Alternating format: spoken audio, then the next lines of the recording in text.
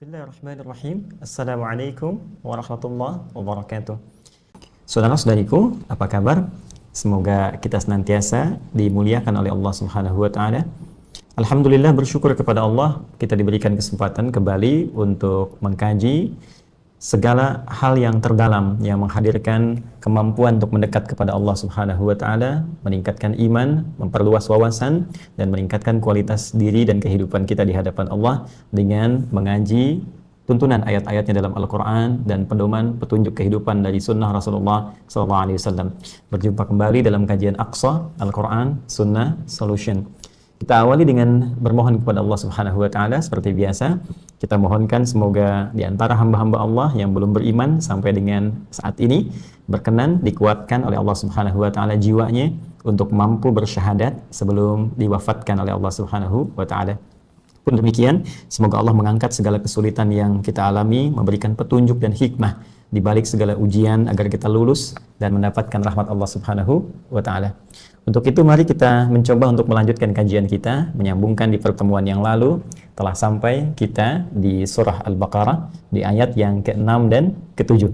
Sebelumnya tentu kita senantiasa membiasakan untuk mengikhlaskan diri kita, niat kita, sehingga dengan itu izin Allah Subhanahu wa taala akan diturunkan untuk memudahkan apa yang kita kaji, mudah untuk kita pahami, dan yang paling penting mudah untuk kita amalkan. Karena nanti ada orang yang belajar sulit untuk paham dan juga tidak mudah untuk mengamalkan. Ya, tapi ada yang juga tidak kalah berbahayanya, yaitu orang yang bisa paham tapi sulit mengamalkan. Ya, belajarnya mudah, pahamnya mudah, tapi mengamalkannya sulit. Nah, itu pun jadi persoalan.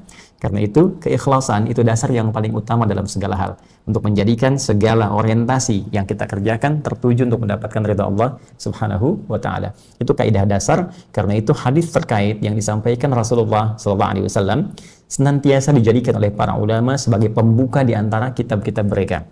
Bahkan Al-Imam Al-Bukhari dalam kitab sahihnya yang fenomenal, Al-Jami' As-Sahih, itu dari 97 bab. Ya, bab yang pertama itu ya, kitab Bad'ul Wahyi, kitab pembuka awal mulanya wahyu, itu dibuka dengan hadis tentang benarnya niat, ya.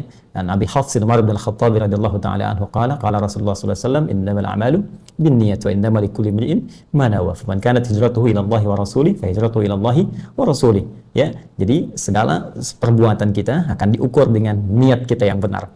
Ya, kalau niat kita benar karena Allah dan Rasulnya, maka Allah berkenan akan memberikan arahan kepada kita, sehingga dengan arahan itu seluruh ridha dan rahmat Allah diturunkan kepada kita. Dan disitulah pangkal segala kemudahan dalam hidup. Saya sering ilustrasikan, Anda mendapatkan ridha, mendapatkan kesepakatan dari orang-orang terdekat atau yang punya jabatan, maka Anda mendapatkan akses dari jabatan yang diemban itu. Ya, apalagi bila kita dekat dengan Allah Subhanahu wa taala, maka di mana akses yang terbatas bagi Allah? Mustahil. Ya, karena itu kita coba lanjutkan dan semoga Allah ikhlaskan, dan dengan keikhlasan itu semoga yang tadi diuraikan dianugerahkan oleh Allah dengan cepat kepada kita. Bismillahirrahmanirrahim. Di pertemuan yang lalu kita telah sampai pada ayat yang ke-6 dan ke-7. Kita bacakan kembali. A'udzubillahi minasyaitonirrajim. Innal ladzina kafaru sawa'un 'alaihim a'anzartahum am lam tunzirhum la yu'minun. Khatamallahu 'ala qulubihim wa 'ala sam'ihim wa 'ala absarihim ghishawah wa lahum 'adzabun 'adzim. Baik, seperti diketahui pada pertemuan sebelumnya bahwa ayat 6 dan 7 di surah Al-Baqarah ini adalah penunjuk pada golongan yang kedua di antara klasifikasi dan kualifikasi manusia. Setelah golongan pertama diuraikan dengan sangat detail dan telah lengkap kita juga sampaikan orang-orang terbaik dari kalangan orang yang beriman. Nah, ini kaidah dasar. Jadi mencari teman, baik untuk teman hidup di rumah tangga, teman sejawat dalam pekerjaan, teman dalam dunia pengetahuan, entah itu teman di sekolah, teman di perkuliahan, maka yang terbaik ukurannya disampaikan oleh Al-Quran. Ukuran pertama, iman. Ya, karena iman itu nanti akan menjaga dalam setiap keadaan. Ada yang berteman karena jabatan, ada yang berteman karena harta, ada yang berteman karena ilmu. Karena salah satunya luntur, maka jadi persoalan. Okay? Tapi berteman karena iman, maka tidak ada batas dalam keimanan itu yang menyekat nilai persahabatan yang dimaksudkan. Jikapun kemudian wafat keduanya, maka boleh jadi Allah akan perkenankan untuk menyatukan mereka karena keimanannya di alam yang berbeda dengan suasana yang lebih abadi dan tidak terpisahkan. Baik, kemudian sholat yang iman itu bisa dilihat. Bagaimana kita bisa melihat orang imannya bagus? Cek dalam sholatnya. Apalagi jika dia sudah bisa meningkatkan kualitas dan kuantitas sholatnya. Sholatnya bagus, bilangan rakaatnya mulai bertambah dari fardu ke sunnah, maka ini kualifikasi yang lebih baik. Kemudian jika mulai dia sudah bisa berbagi, ya, dia bisa infak, dia bisa berbagi, dia bisa punya banyak perhatian dalam nilai kebaikan, ini meningkat lagi levelnya. Kalau bisa terkumpul ketiganya ini lebih utama. Dia beriman, rajin sholat, gemar berbagi, kemudian orientasinya itu selalu dekat dengan petunjuk Al-Quran. Ya, dia senang baca Quran, senang mengamalkan isinya, senang tilawah, ini lebih hebat lagi. Dan semua dikerjakan wabil akhiratihum yuqinun, karena orientasi akhirat bukan dunia, ya, dia kerjakan lillah karena petunjuk Allah Subhanahu wa taala. Maka jika Anda temukan teman seperti ini, ya, maka apa yang Anda dapatkan? Satu, Anda akan diliputi oleh petunjuk Allah Subhanahu wa taala. Allah menjaga kita, menyayangi kita, mengarahkan kita pada kebaikan. Ya, ulaika ala hudan mir rabbihim wa ulaika humul muflihun. Dan orang-orang ini cenderung sukses dan bahagia dalam kehidupannya. Ini sudah dibuktikan lewat sejarah seperti pernah saya uraikan. Sahabat-sahabat Nabi yang dididik oleh Nabi dengan petunjuk Allah secara sempurna, dari mulai keterbelakangan, dari mulai tertinggal jauh tak punya peradaban, dididik dengan dasar-dasar tadi menjadi manusia-manusia cemerlang dengan desain percontohan tanpa batas waktu. Sampai dengan kini, di semua passion, aktivitas kehidupannya mereka sukses. Ya, dan ini jaminan Allah Subhanahu wa taala. Dan jika kita belum mampu menemukan teman seperti itu, maka kita yang memulai. Nah, ini prinsipnya. Jadi kembalikan kepada kita yang memulai.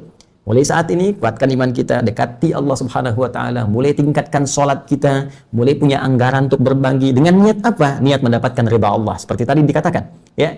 Nah, maka kalau di rumah misalnya suami sudah mulai seperti itu, istri juga demikian, anak juga dikondisikan seperti itu, maka Masya Allah akan tercipta sebuah suasana dan perbedaan tersendiri yang memancar, ya, cahayanya dari kedalaman rumah, ya. Itu sangat luar biasa.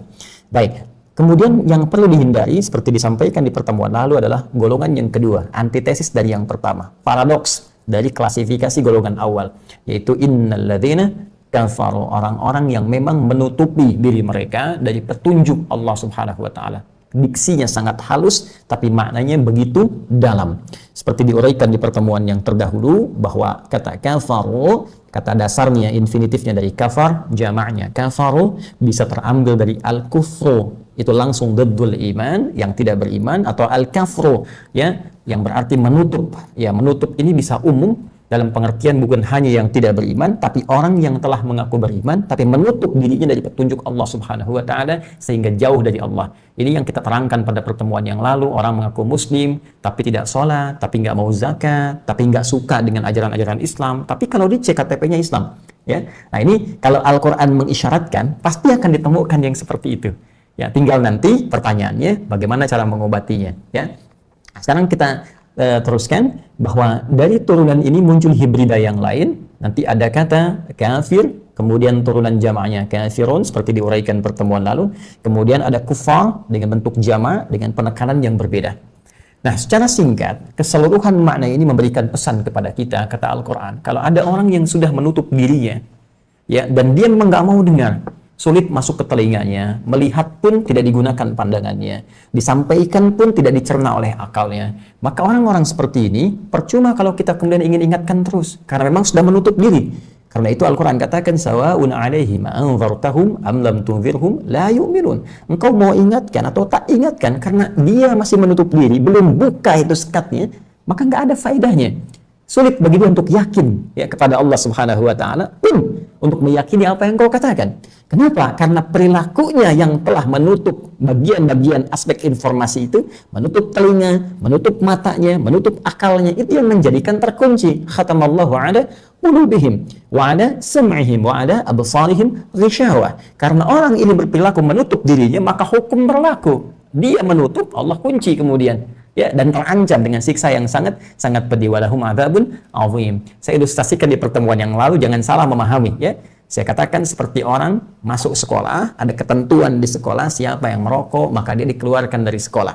Jadi ketika ada satu anak kemudian merokok, ya, kemudian dia keluar dari sekolah, walaupun kepala sekolah yang menetapkan lewat stempelnya dia keluar, tapi sesungguhnya yang mengeluarkan bukan kepala sekolahnya, tapi anak itu sendiri. karena perilakunya yang menjadikan dia keluar dari sekolah, dan anak itu sendiri yang memutuskan untuk mengambil perilaku itu, walaupun diberikan arahan oleh pihak sekolah, oleh kepala sekolah dengan peringatan 1, peringatan 2, sampai dengan peringatan yang ketiga dan seterusnya. Maka demikianlah kemudian hukum berkata, jika Allah di sini dalam bahasa yang indah pada kata kiasan mengunci, ini lebih diakibatkan karena perilaku manusianya sendiri yang menutup diri. Nah, sekarang persoalannya, apa yang menyebabkan seorang hamba bisa menutup dirinya dan menjauh dari Allah Subhanahu wa taala? Bukankah pada awalnya dia mendapatkan fitrah untuk mengakui ketuhanan Allah? Ya, di Quran surah ke-7 itu, Al-A'raf ayat 172, Allah berfirman, "Wa idz akhadha rabbuka min bani Adam min zuhurihim dzurriyyatahum wa asyhadahum ala anfusihim alastu bi rabbikum qalu bala syahidna." Ya, dan ingatlah kata Allah ketika kami mengambil perjanjian dengan segenap anak cucu Adam di sejak dalam kandungannya, ya, kandungan ibunda saat mengandung anak cucu Adam ini. Ini bahasa Al-Quran indah sekali diksinya. Allah tidak menyebutkan Adam tapi Bani Adam, ya, anak cucu Adam, karena Adam alaihissalam tidak dikandung, ya, tidak dilahirkan, tidak melahirkan Adamnya karena laki-laki, gitu kan? Baik, Adam tidak dilahirkan, jadi langsung dijadikan sebagai manusia yang pertama. Dari keturunannya terlahir nanti lewat proses kandungan dalam rahim. Nah, dalam kandungan dalam rahim ini terjadi kemudian komitmen, ya, pengambilan komitmen dengan Allah Subhanahu wa taala yang menetapkan Allah sebagai Rabb yang paling utama. Ya, alastu bi rabbikum, bukankah aku, ya, Rabbmu yang akan merawatmu, yang akan menyembuhkan kalau sakit, memaafkan kalau salah, mengampuni kalau engkau berbuat dosa, kalau engkau kembali kepadaku, memenuhi segala kebutuhanmu. Dan engkau tetapkan, engkau bersaksi bersyahadat, aku adalah satu-satunya ilah yang engkau harus sembah. Ya, maka semua mengatakan qalu bala syahidna, kami bersyahadat ya Allah. Ya, karena itu nanti ketika kita terlahir itu diingatkan kembali. Ya, ada yang lewat telinga, setiap hari diingatkan. Ya, bahkan 5 kali. Coba cek, ya, bukankah setiap hari kita mendengar kalimat Allah diingatkan setiap hari? Ya, telinga bahasa Arabnya udhun, jamaknya adhan. Coba cek, ada enggak kata-kata adhan, ya, yang kita dengar setiap hari? Ada kan? Baik, ya? Adhan itu diartikan secara leksikal panggilan, walaupun secara turunan bahasa itu bisa seakar dengan kata udhun, yaitu telinga, ya, panggilan yang sampai kepada telinga, panggilan yang terdengar di telinga kita. Dan dahsyatnya, ya, dengan desain geografis dunia ini yang berpengaruh pada keadaan waktu, itu kalimat lafaz adhan menjadi satu-satunya lafaz yang akan dikumandangkan nyaris tak berhenti dalam 24 jam. Karena itu di Indonesia saja Anda bisa cek, ketika daerah A adzan, 1 menit kemudian daerah B, daerah C, daerah D, terus berputar 24 jam tak berhenti. Satu-satunya lafaz. Ini diantara benarnya janji Allah Subhanahu wa taala, sehingga kita tidak ada alasan untuk lupa. Ya, tidak ada alasan untuk ngeles di hadapan Allah. Saya nggak ingat ke ya Allah, kan saya perdengarkan setiap hari sejak kamu dilahirkan. Bahkan diantara salah satu yang bisa dikerjakan ketika bayi terlahir, bukankah ada diantara sunnahnya untuk mengumandangkan adzan? Ya kan? Ya, Allahu Akbar, Allahu Akbar. Silahkan cek. Kalimat adzan pertama saat diucapkan, bukankah menyebut lafaz Allah, Allahu Akbar, Allahu Akbar, asyhadu an la ilaha illallah. Setelah itu syahadat kan? Ya kan? Ya, itu mengingatkan bahwa kita pernah mensyahadat. Karena itu fitrah kita akan mencari. Beda suara adzan itu lain dengan panggilan biasa. Kalau Anda nggak percaya silakan, ada pengumuman biasa disampaikan, apapun, pengumuman di bandara, ya, ada pengumuman di misalnya di stasiun kereta api, pengumuman di halte dan sebagainya. Silakan bandingkan dengan lafaz adzan. Itu responnya beda. Lain. Ada yang merespon dengan akal, ada yang merespon dengan jiwa, fitrah, roh. Seakan semua terpanggil, fisik terpanggil, akal terpanggil, roh terpanggil untuk merespon itu. Karena itu fitrah. Itu diperdengarkan 5 kali, Anda bayangkan dalam sehari. Setiap pergantian waktu. Fajar datang, adzan. Fajar hilang, masuk zuhur siang, adzan. Siang hilang, masuk ke asar, adzan. Asar hilang, mau menjelang malam, maghrib, adzan. Maghrib hilang, ya, gelap, malam datang, isya, adzan. Jadi sebelum tidur pun adzan, Anda bayangkan. Ya, supaya kita ingat setiap waktu dengan Allah Subhanahu wa taala bahwa Allah itu apa?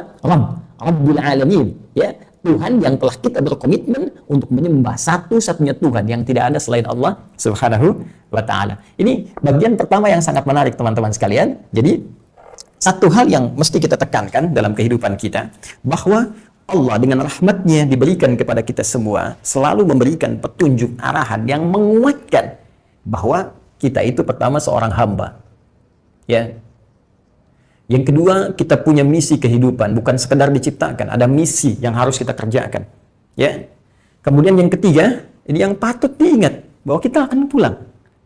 Kita akan wafat, kita akan pulang, mempertanggungjawabkan seluruh apa yang telah kita kerjakan dalam rangka mengemban misi mulia ini, yang kita kerjakan di bumi. Di Quran, surah kedua, ayat 30 itu. Ya, wa idh qala rabbuka lil malaikati inni ja'ilun fil ardi khalifah. Fungsinya memakmurkan bumi, khalifah saling menggantikan dari kata khalafa. Ya, bapak kemudian tiada, anak menggantikan. Anak tiada, cucu menggantikan. Karena itu di Al-Quran banyak petunjuk bahwa setiap orang tua mesti menyiapkan generasi terbaik, ya kan? Setelahnya, untuk bisa lebih baik menggantikan dirinya, karena tantangan di masa depan itu lebih dahsyat dibandingkan yang dihadapi orang tua di masa kini. Karena itu saya kalau diminta ada orang tua atau misalnya siapapun meminta, Ustadz, doakan anak saya bisa seperti Ustadz. Jangan, harus lebih baik, lebih pintar, lebih bagus dibandingkan dengan kami yang hidup saat ini. Karena tantangan adik-adik, anak-anak kita di masa depan akan lebih dari masa kini. Ya, karena itulah di Al-Quran sering diisyaratkan. Quran surah keempat ayat 9. وَلْيَخْشَى الَّذِينَ لَوْ تَرَكُوا مِنْ خَلْفِهِمْ ذُرِّيَّةً ضِعَافًا خَافُوا عَلَيْهِمْ ya وَلْيَتَّقُوا اللَّهَ وَلْيَقُولُوا قَوْلًا سَدِيدًا. Kata Allah, hendaklah para orang tua merasa khawatir, ya, karena tak mampu menyiapkan generasi yang baik. Apalagi kemudian menjadi lemah dia, lemah pendidikan, lemah imannya, lemah harta bendanya, sehingga ketika orang tua meninggal, anak itu menjadi, maaf, misalnya peminta-minta, orang yang menggantungkan hidup pada orang lain dengan cara yang tidak jelas, terbebani hidupnya. Tidak. Dan diajarkan di surah yang lain seperti Ali Imran, ya, Imran dengan Hannah melahirkan Maryam, lebih baik dari orang tuanya. Maryam melahirkan Isa alaihissalam, lebih baik dari kedua orang tuanya. Untuk kepentingan apa? Tantangan di masa depan. Dan puncaknya adalah sebagai pengabdian ibadah kepada Allah Subhanahu wa taala. Ya, bagaimanapun kita hamba bahasa Arabnya abdun, ya, jamaknya ibad, ya, abdun jamaknya ibad, punya fungsi ibadah gitu. Ya. Ini yang dimaksudkan Quran surah ke-51 ayat ke-56. Wa ma khalaqtul jinna wal insa illa liya'budun. Tidaklah aku ciptakan jin dan manusia kecuali misi utamanya untuk menjadikan seluruh aktivitas mereka sebagai ibadah kepada Allah Subhanahu wa taala. Ini ibadah. Karena itu kita disebut dengan ibad, bentuk jamak dari kata abdun. Ini poin yang paling utamanya. Karena ibadah, maka mesti ada yang disembah, mesti ada yang diyakini. Ya, karena itulah kemudian Allah langsung mendeklarasikan dirinya dengan kalimat yang sangat jelas, tidak ambigu, jelas, tegas, singkat, padat. Ya, Quran surah ke-20 Taha ayat ke-14. Allah berfirman, "Innani anallah." Ya, sungguh dengan kuat pakai nun taukid tsaqilah, pakai tasydid. Innani, sungguh hanya aku, sungguh akulah. Ya Allah, sungguh akulah Allah, satu-satunya Tuhan, ya, yang layak disembah, la ilaha illa ana, nggak ada Tuhan selain aku. Saya pernah bahas di edisi-edisi yang lampau bahwa satu-satunya pernyataan tegas yang mengatakan saya Allah, saya Tuhan, sembah saya, tidak ada Tuhan selain saya, hanya di Al-Quran. Silakan Anda cek. Ya, saya Allah, tak ada Tuhan selain saya, sembah saya, hanya di Al-Quran. Karena kenapa? Fitrah ketuhanan akan menyatakan dengan lantang tentang ketuhanannya. Sedangkan fitrah kemanusiaan akan punya kelemahan dan ketidaksanggupan untuk mengatakan saya Tuhan. Pasti ada ganjalan. Ya, karena fitrahnya memang bukan Tuhan. Ya, jelas ya? Nah, di sini la ilaha illa ana sa'budni.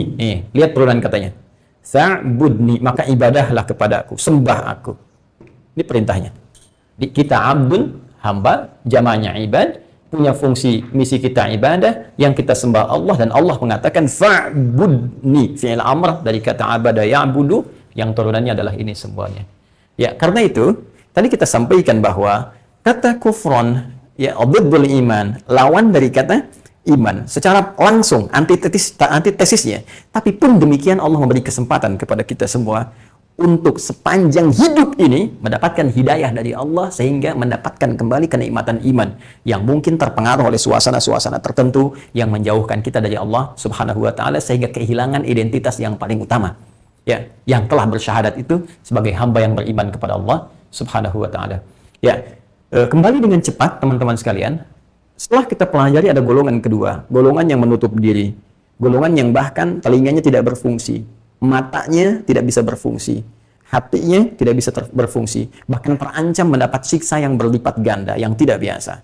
Sekarang pertanyaannya, apa yang menyebabkan, ya, semua itu terjadi? Nih, kan jelas pertanyaannya. Awalnya kan beriman, ya, bahkan dalam perut ibunda, ya, usia 4 bulan, Usia 4 bulan ini dapat ditemukan di antara referensi turunannya di hadis Nabi SAW, riwayat sahabat Abdullah bin Mas'ud radhiyallahu taala anhu. Kalau di Al-Arba'in yang biasa teman-teman baca mungkin yang sangat simpel, karya Al-Imam An-Nawawi Ad-Dimashqi, beliau punya kitab Al-Arba'in An-Nawawiyah, ada 42 hadis. Di hadis yang keempat, ya teman-teman bisa cek. Ya, an Abi Abdurrahman Abdullah bin Mas'udin radhiyallahu taala anhu, qala Rasulullah sallallahu alaihi wasallam wa huwa shadiqul masduq. Ya inna ahadakum yujma'u fi batni ummihi 40 yawman nutfah, thumma yakunu mithla dhalika 'alaqah, thumma yakunu mithla dhalika mudghah, thumma yursalu ilaihi al-malak fayanfukhu fihi ar-ruh, ya, wa yu'maru bi katbi 40.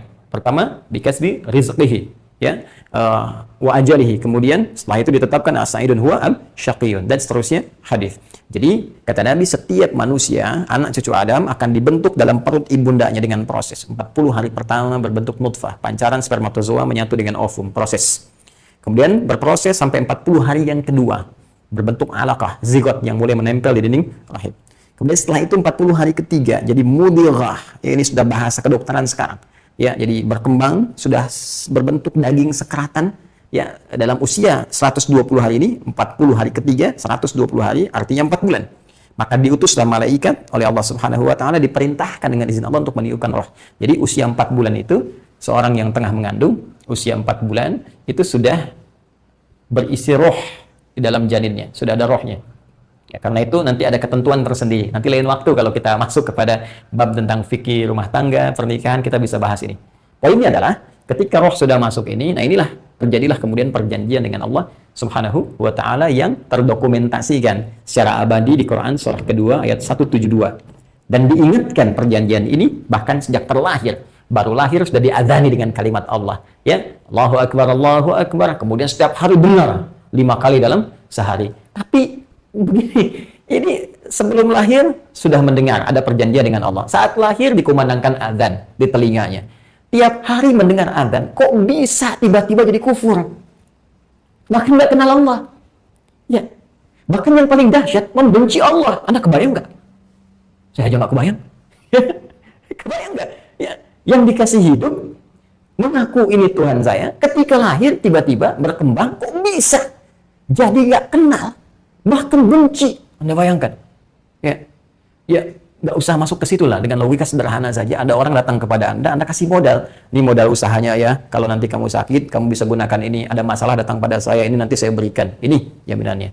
Tiba-tiba dia mulai kemudian memulai aktivitasnya. Selang berapa lama, jadi nggak kenal kita.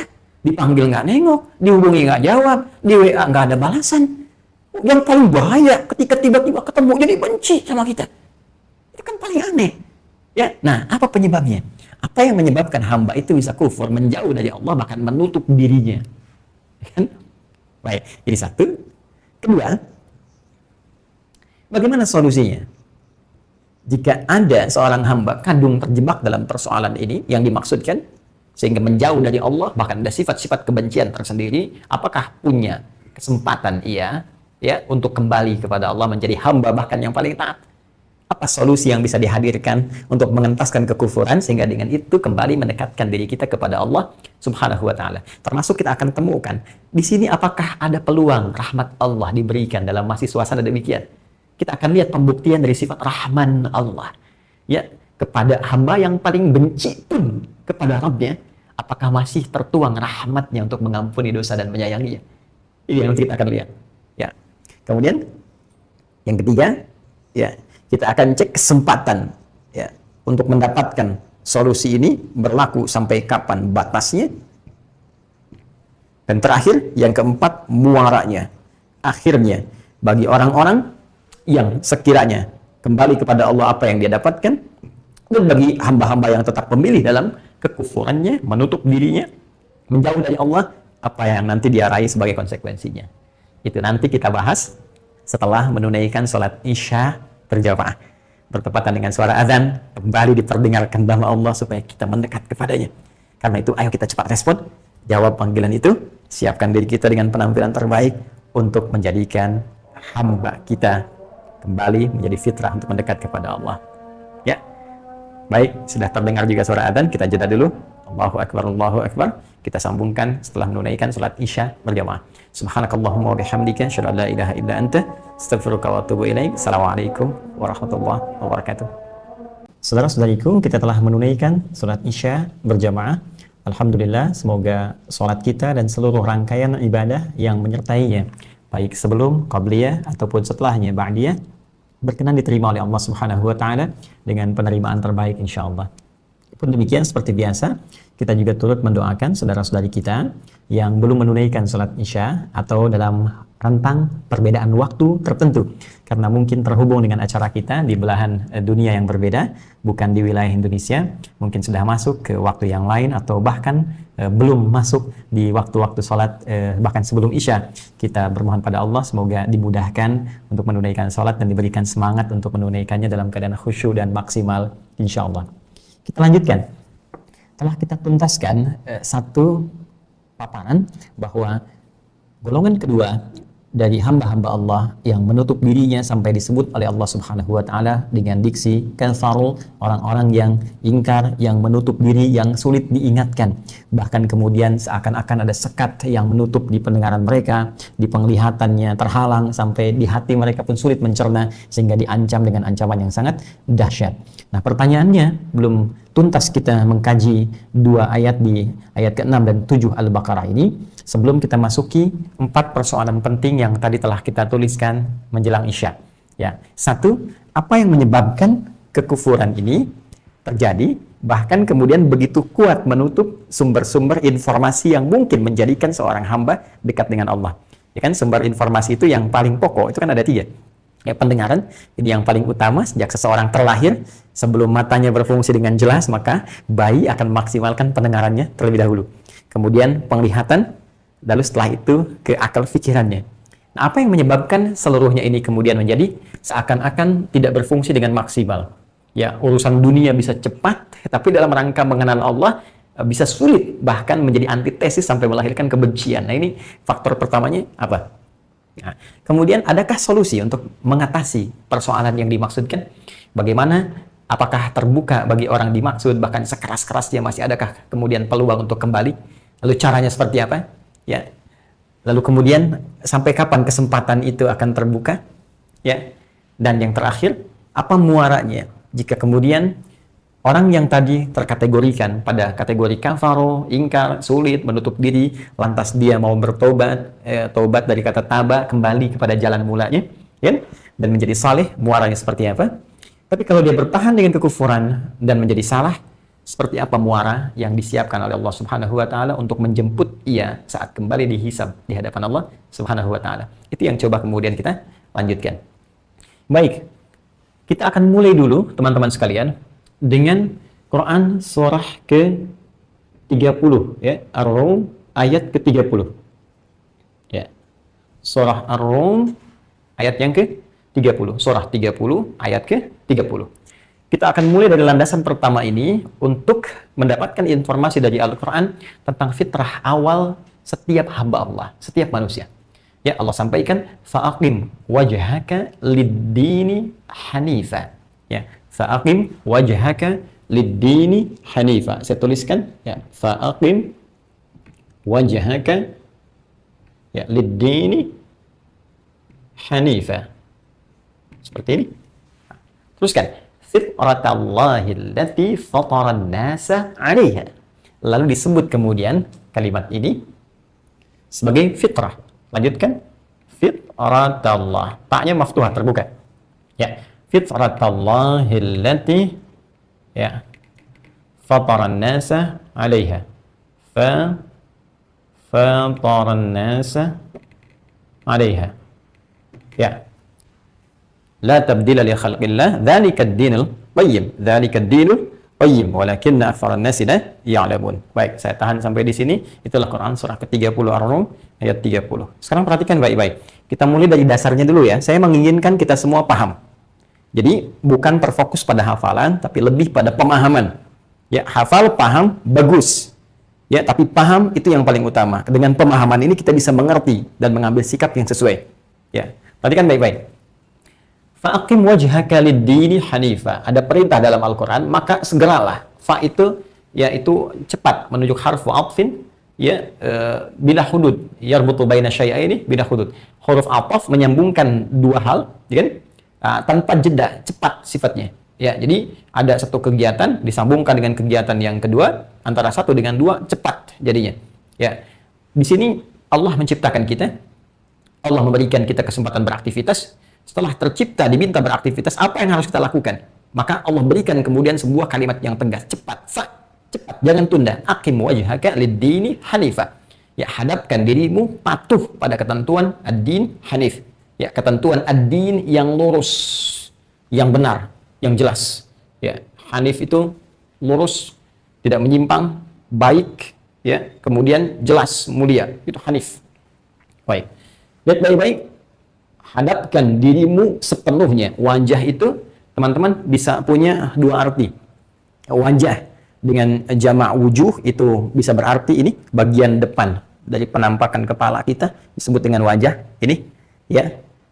Misalnya di ayat wudu, ya, wajah jamaknya wujuh. Quran surah ke-5 Al-Maidah ayat yang ke-6. Ya, Allah berfirman, ya ayyuhalladzina amanu idza qumtum ila shalah faghsilu wujuhakum. Hai orang-orang beriman, jika engkau ingin menunaikan salat dengan sempurna, maka berwudulah.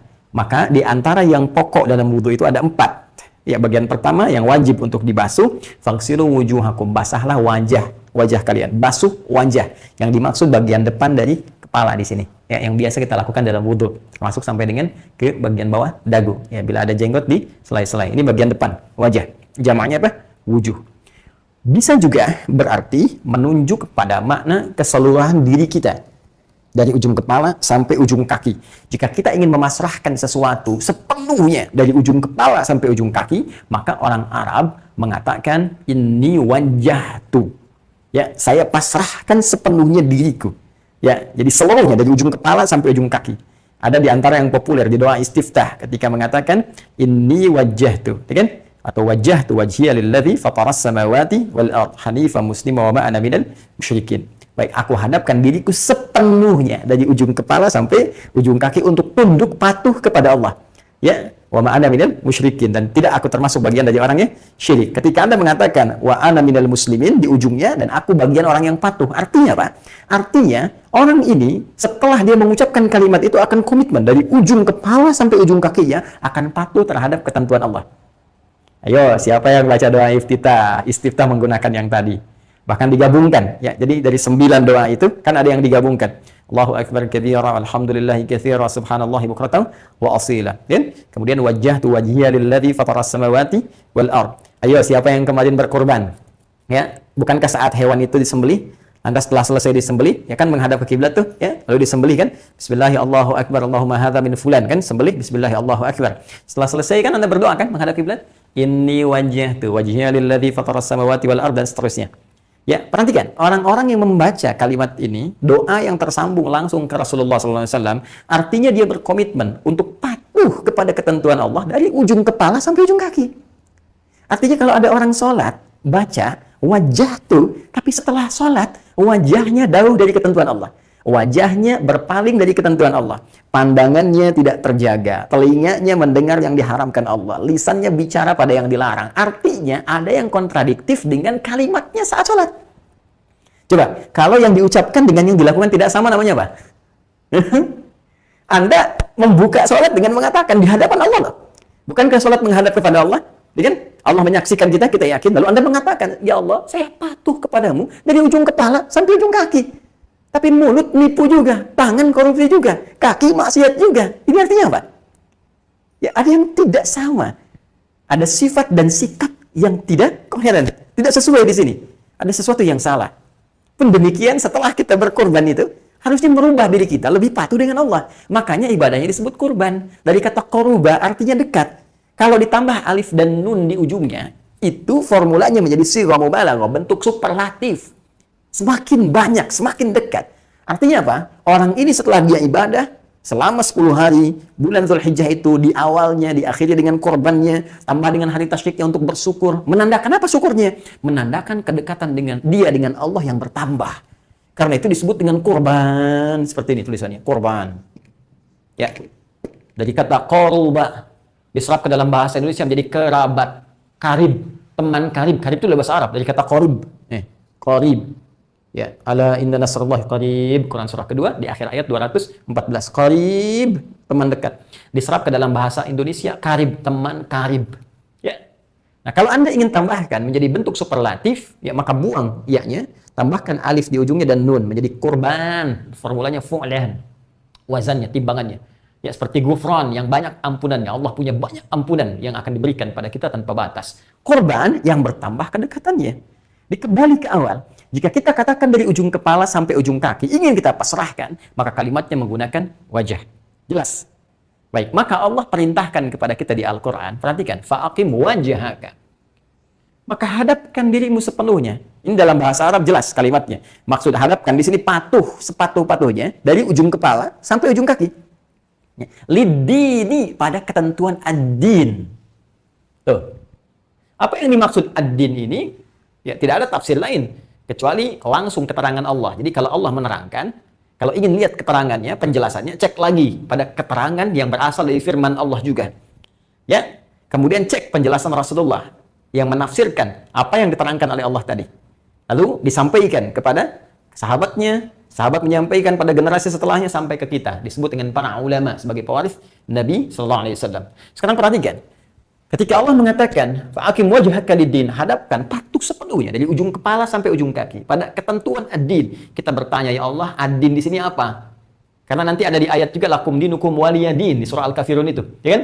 Ya, kita ada ad-din, mereka mengklaim punya din juga. Ini yang mana yang dimaksudkan? Maka Allah tegaskan di Quran surah ketiga ayat 19. Supaya tidak keliru manusia. Quran surah ketiga ayat 19. Di sini ada alif lam, di sini pun ada alif lam, ya. Innad-dina, oh kan? Pakai nun taukid, fakilah di sini. Innad-dina. Sungguh aku tegaskan, aku kuatkan. Yang dimaksud dengan din itu indallahi, ya, di sisi Allah Subhanahu wa taala, yang benar menurut Allah. Awas, indallah bukan indannas, bukan dalam persepsi manusia. Kalau kita ingin bicara tentang din, tentang agama, tentang keyakinan, ya kan? Kalau kita kembalikan kepada persepsi manusia, maka semua akan punya banyak persepsi. Setiap orang akan mengatakan ini yang benar, ini yang benar. Maka ketika semua orang mengatakan ini benar, jadi relatif kan? Ketika hukum menjadi relatif, kembalikan kepada yang mutlak. Tidak ada yang punya hukum mutlak kecuali pencipta manusia itu sendiri. Itu Allah Subhanahu wa taala. Karena itu Allah menafikan semua persepsi manusia di sini dan dikembalikan kepada pengertian mutlaknya menurut Allah sendiri dengan mengatakan indallah, innad dina, sungguh aku tegaskan din yang benar itu indallah menurut Allah al-Islam. Nanti ayat ini tidak berdiri sendiri, ya. Nanti ada keterangannya. Kenapa sampai tegas Al-Quran mengatakan ini yang benar Islam? Nanti ada ukurannya. Ya, apa di antara ukurannya? Nanti banyak, ya. Nih benar dari sudut penelitian tentang ketuhanannya. Maka dibahas aspek ketuhanan. Bagaimana cara menilai bahwa ini Tuhan, ini bukan Tuhan? Dibuka. Bahkan ini objektif bisa dipahami dengan nalar. Setiap orang terbuka untuk memahami itu. Ya, lalu setelah itu nanti turun tentang tata cara ibadahnya. Disebut din karena punya konsep ketuhanan yang jelas. Bahkan Quran mengatakan silahkan bandingkan, silahkan cek. Ini konsep ketuhanan dalam Islam. Ya, begini sifat-sifat Tuhan, begini ciri-ciri Tuhan. Berarti kalau di luar ini bukan Tuhan. Saya telah bahas waktu itu, kan? Dan sangat menarik. Nanti lain waktu kita ungkap kembali. Ya. Kemudian yang kedua, cara ibadahnya jelas. Silahkan cek. Di Islam diatur cara ibadah yang sangat sempurna. Dari mulai harian, ada yang pekanan Jumat, ada yang sampai ke haji. Kalau puasa begini, dan semuanya sempurna aturannya. Dari mulai rukun, syarat, mustahil ada manusia bisa bikin konsep ibadah yang sempurna aturan. Dari bacaan, gerakan, sempurna semua. Rukun, bahkan ada sunnahnya, ada pelengkapnya. Ini mustahil kalau manusia buat seperti itu. Ya. Yang ketiga, dia punya bimbingan komprehensif bagi setiap aktivitas kehidupan manusia. Saya sering katakan, ya, pembuat mobil akan sangat tahu tentang mobil. Pembuat motor akan sangat tahu tentang motor. Pencipta manusia akan sangat tahu tentang aktivitas manusia. Karena itu satu-satunya din, satu-satunya keyakinan agama di muka bumi ini yang punya tuntunan bagi seluruh aktivitas manusia dari bangun tidur sampai tidur lagi cuma Islam. Silahkan cek. Dari bangun tidur sampai tidur lagi. Semua aktivitas kita itu ada panduannya. Ada doanya, ada bimbingannya. Doa itu bukan sekedar kalimat formalitas diucapkan. Di balik itu ada bimbingan. Urusan ke toilet aja ada doanya, kakinya diatur. Masuk kiri, keluar kanan. Masuk masjid kanan, keluar kiri, doa masuk dengan keluar beda. Itu bayangkan, yang sederhana aja ada aturan. Manggil orang, ada aturan. Ya, mengucapkan selamat, ada aturan. Balik, ya, merespon orang manggil, ada aturan. Anda bayangkan. Ya, kebayang nggak? Ya, kembali ke sini ya. Nah, jadi saya ingin tegaskan, jadi yang dimaksud di sini, kata Allah, al-Islam, ini poinnya.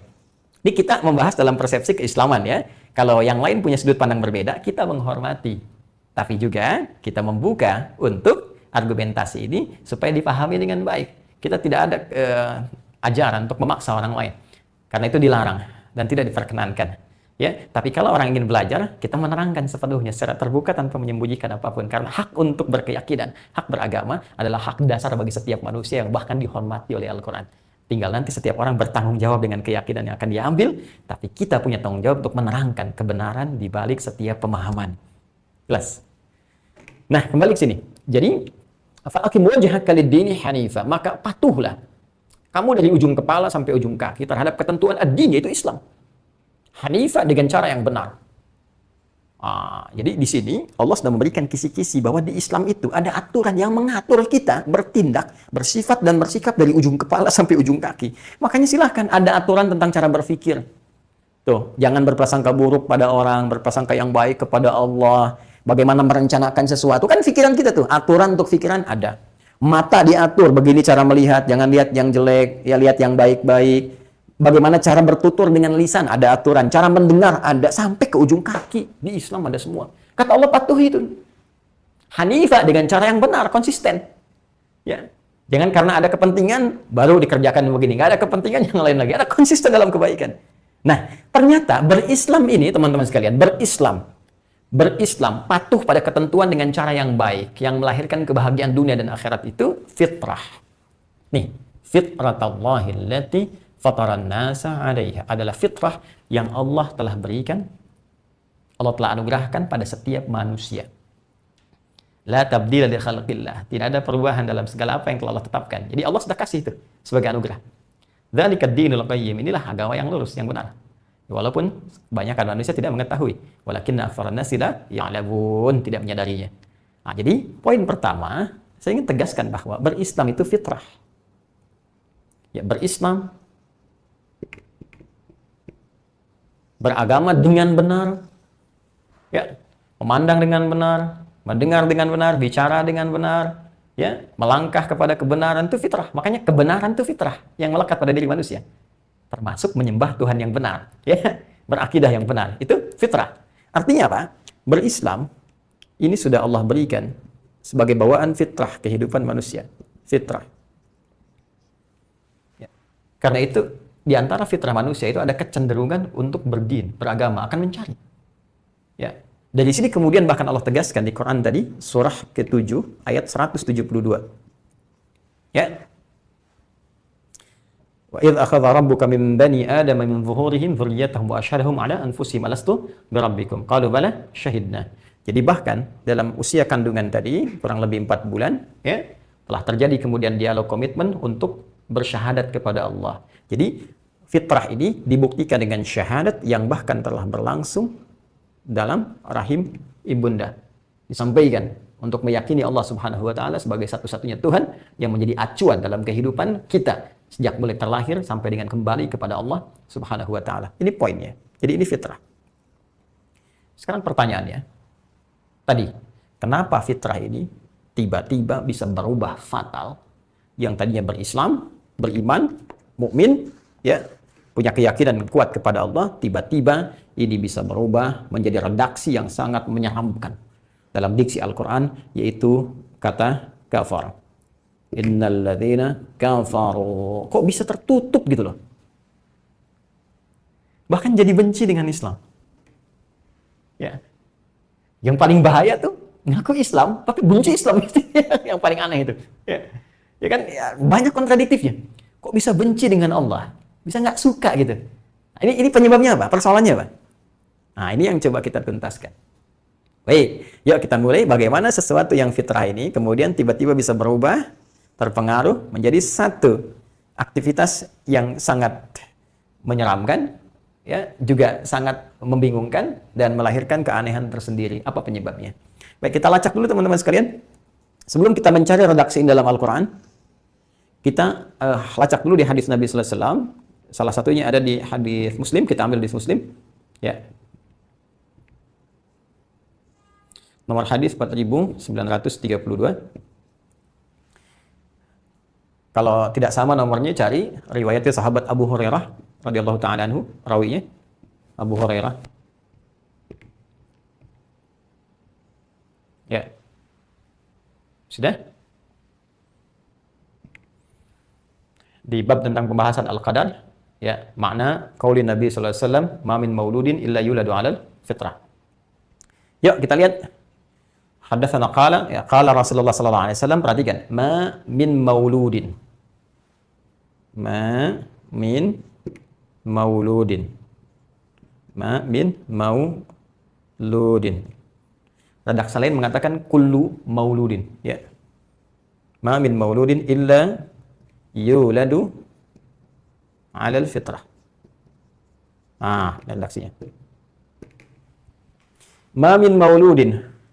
Tidaklah dari setiap yang terlahir itu, setiap anak cucu Adam yang terlahir, illa yuladu 'alal fitrah, kecuali dia akan dilahirkan dalam keadaan fitrah, membawa fitrahnya. Ini yang telah diterangkan tadi. Ya. Ada cenderung untuk beragama, cenderung pada kebenaran. Ya, karena itu walaupun nanti terpengaruh keberagamaannya, tapi tidak akan hilang sisi kebenarannya. Karena dari manusia itu sifat bawaan asalnya cenderung pada kebenaran. Jadi semua ingin dibuktikan dengan benar dan menolak segala yang salah. Karena itu kalau lisan itu berdusta, hatinya pasti mengingkari. Karena sifat hidupnya, fitrahnya cenderung pada kebenaran. Ya, itu pasti itu. Pencuri pun saat mencuri, itu hatinya mengingkari perbuatannya. Bahkan yang paling aneh, pencuri saat hartanya dicuri, dia bisa mengatakan pada orang harta saya dicuri. Padahal dia sendiri maling. Ya, baik. Jadi teman-teman sekalian, ada kondisi-kondisi begitu. Karena ini kecenderungan fitrah manusia, dicenderung pada kebenaran. Dan di antara kebenaran tertinggi adalah menetapkan kebenaran tentang Tuhan yang benar. Jadi kebenaran tertinggi, Rabbul Haq. Ya. Kembali ke sini. Ma min mauludin illa yuladu 'alal fitrah. Tidaklah dari setiap yang terlahir kecuali ia dilahirkan dalam keadaan fitrah. Ini punya kecenderungan untuk mendekat kepada Allah, ya, dia berislam dan dia cenderung pada nilai-nilai kebenaran. Jadi manusia itu pasti punya dorongan-dorongan tadi. Fa'abawahu. Ini persoalannya. Fa'abawahu. Wahu yuhawwidanihi au yunassiranihi au yumajjisanihi dan seterusnya hadis.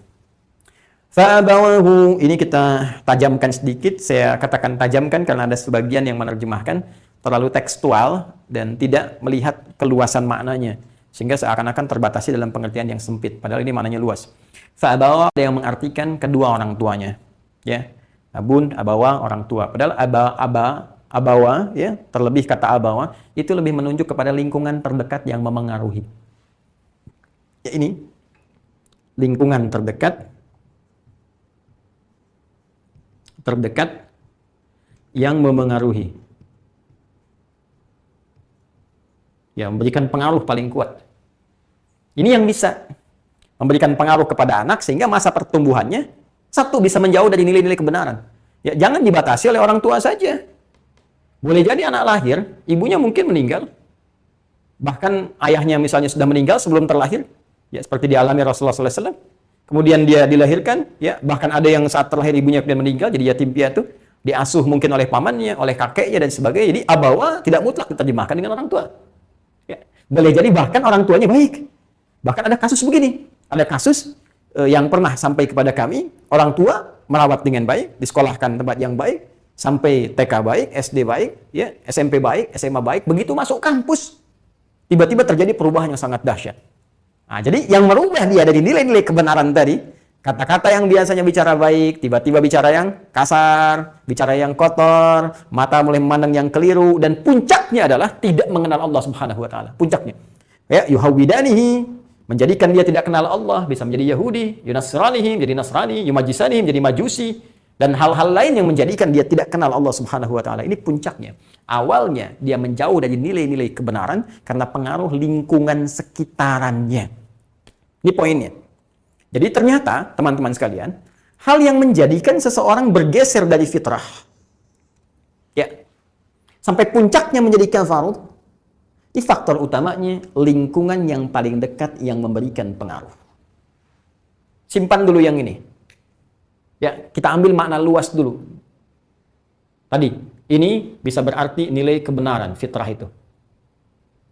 Tertingginya nilai keislaman yang mendekatkan diri dengan Allah Subhanahu wa taala. Nih, sebagai dasar kebaikan universal, nilai-nilai kebenaran. Silakan cek. Ini hadis ini singkat, padat tapi dalam isinya. Jadi kalau kita ingin mendapatkan keturunan yang baik, yang benar, maka berikan pengaruh-pengaruh kebaikan di lingkungan terdekatnya. Kalau orang tua masih ada, maka orang tua bersikap. Tujukan kata-kata yang benar, sikap-sikap yang benar, dengarkan nilai-nilai kebaikan yang benar. Makanya sering saya katakan, anak kalau baru lahir, dari mulai tumbuh, dengarkan Quran. Ya, dengarkan Quran setiap harinya, dengarkan yang baik-baik, sodorkan bacaan-bacaan yang baik, tempatkan di lingkungan yang baik, berikan pengaruh yang baik, maka dia akan tumbuh dengan baik. Anda dekatkan orang dengan minyak wangi, maka akan dapat bagian dari wanginya.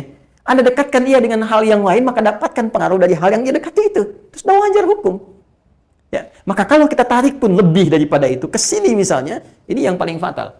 Jika lingkungan itu dibiarkan anak menjauh dari Allah Subhanahu wa Ta'ala, maka bisa dipastikan dalam perjalanannya, imannya akan tergerus, terpengaruh, bahkan tidak mengenal Allah Subhanahu wa Ta'ala.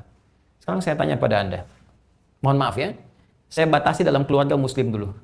Pernahkah Anda mengecek tayangan-tayangan yang dihadirkan pada televisi yang anak Anda saksikan? Berapa banyak Anda mendampingi anak-anak Anda menonton tayangan-tayangan di televisi? Bahkan kalau kita cek lebih dalam lagi, ternyata ada tayangan-tayangan yang secara spesifik didesain untuk menjauhkan seseorang dari Allah. Dikenalkan pada Tuhan yang lain.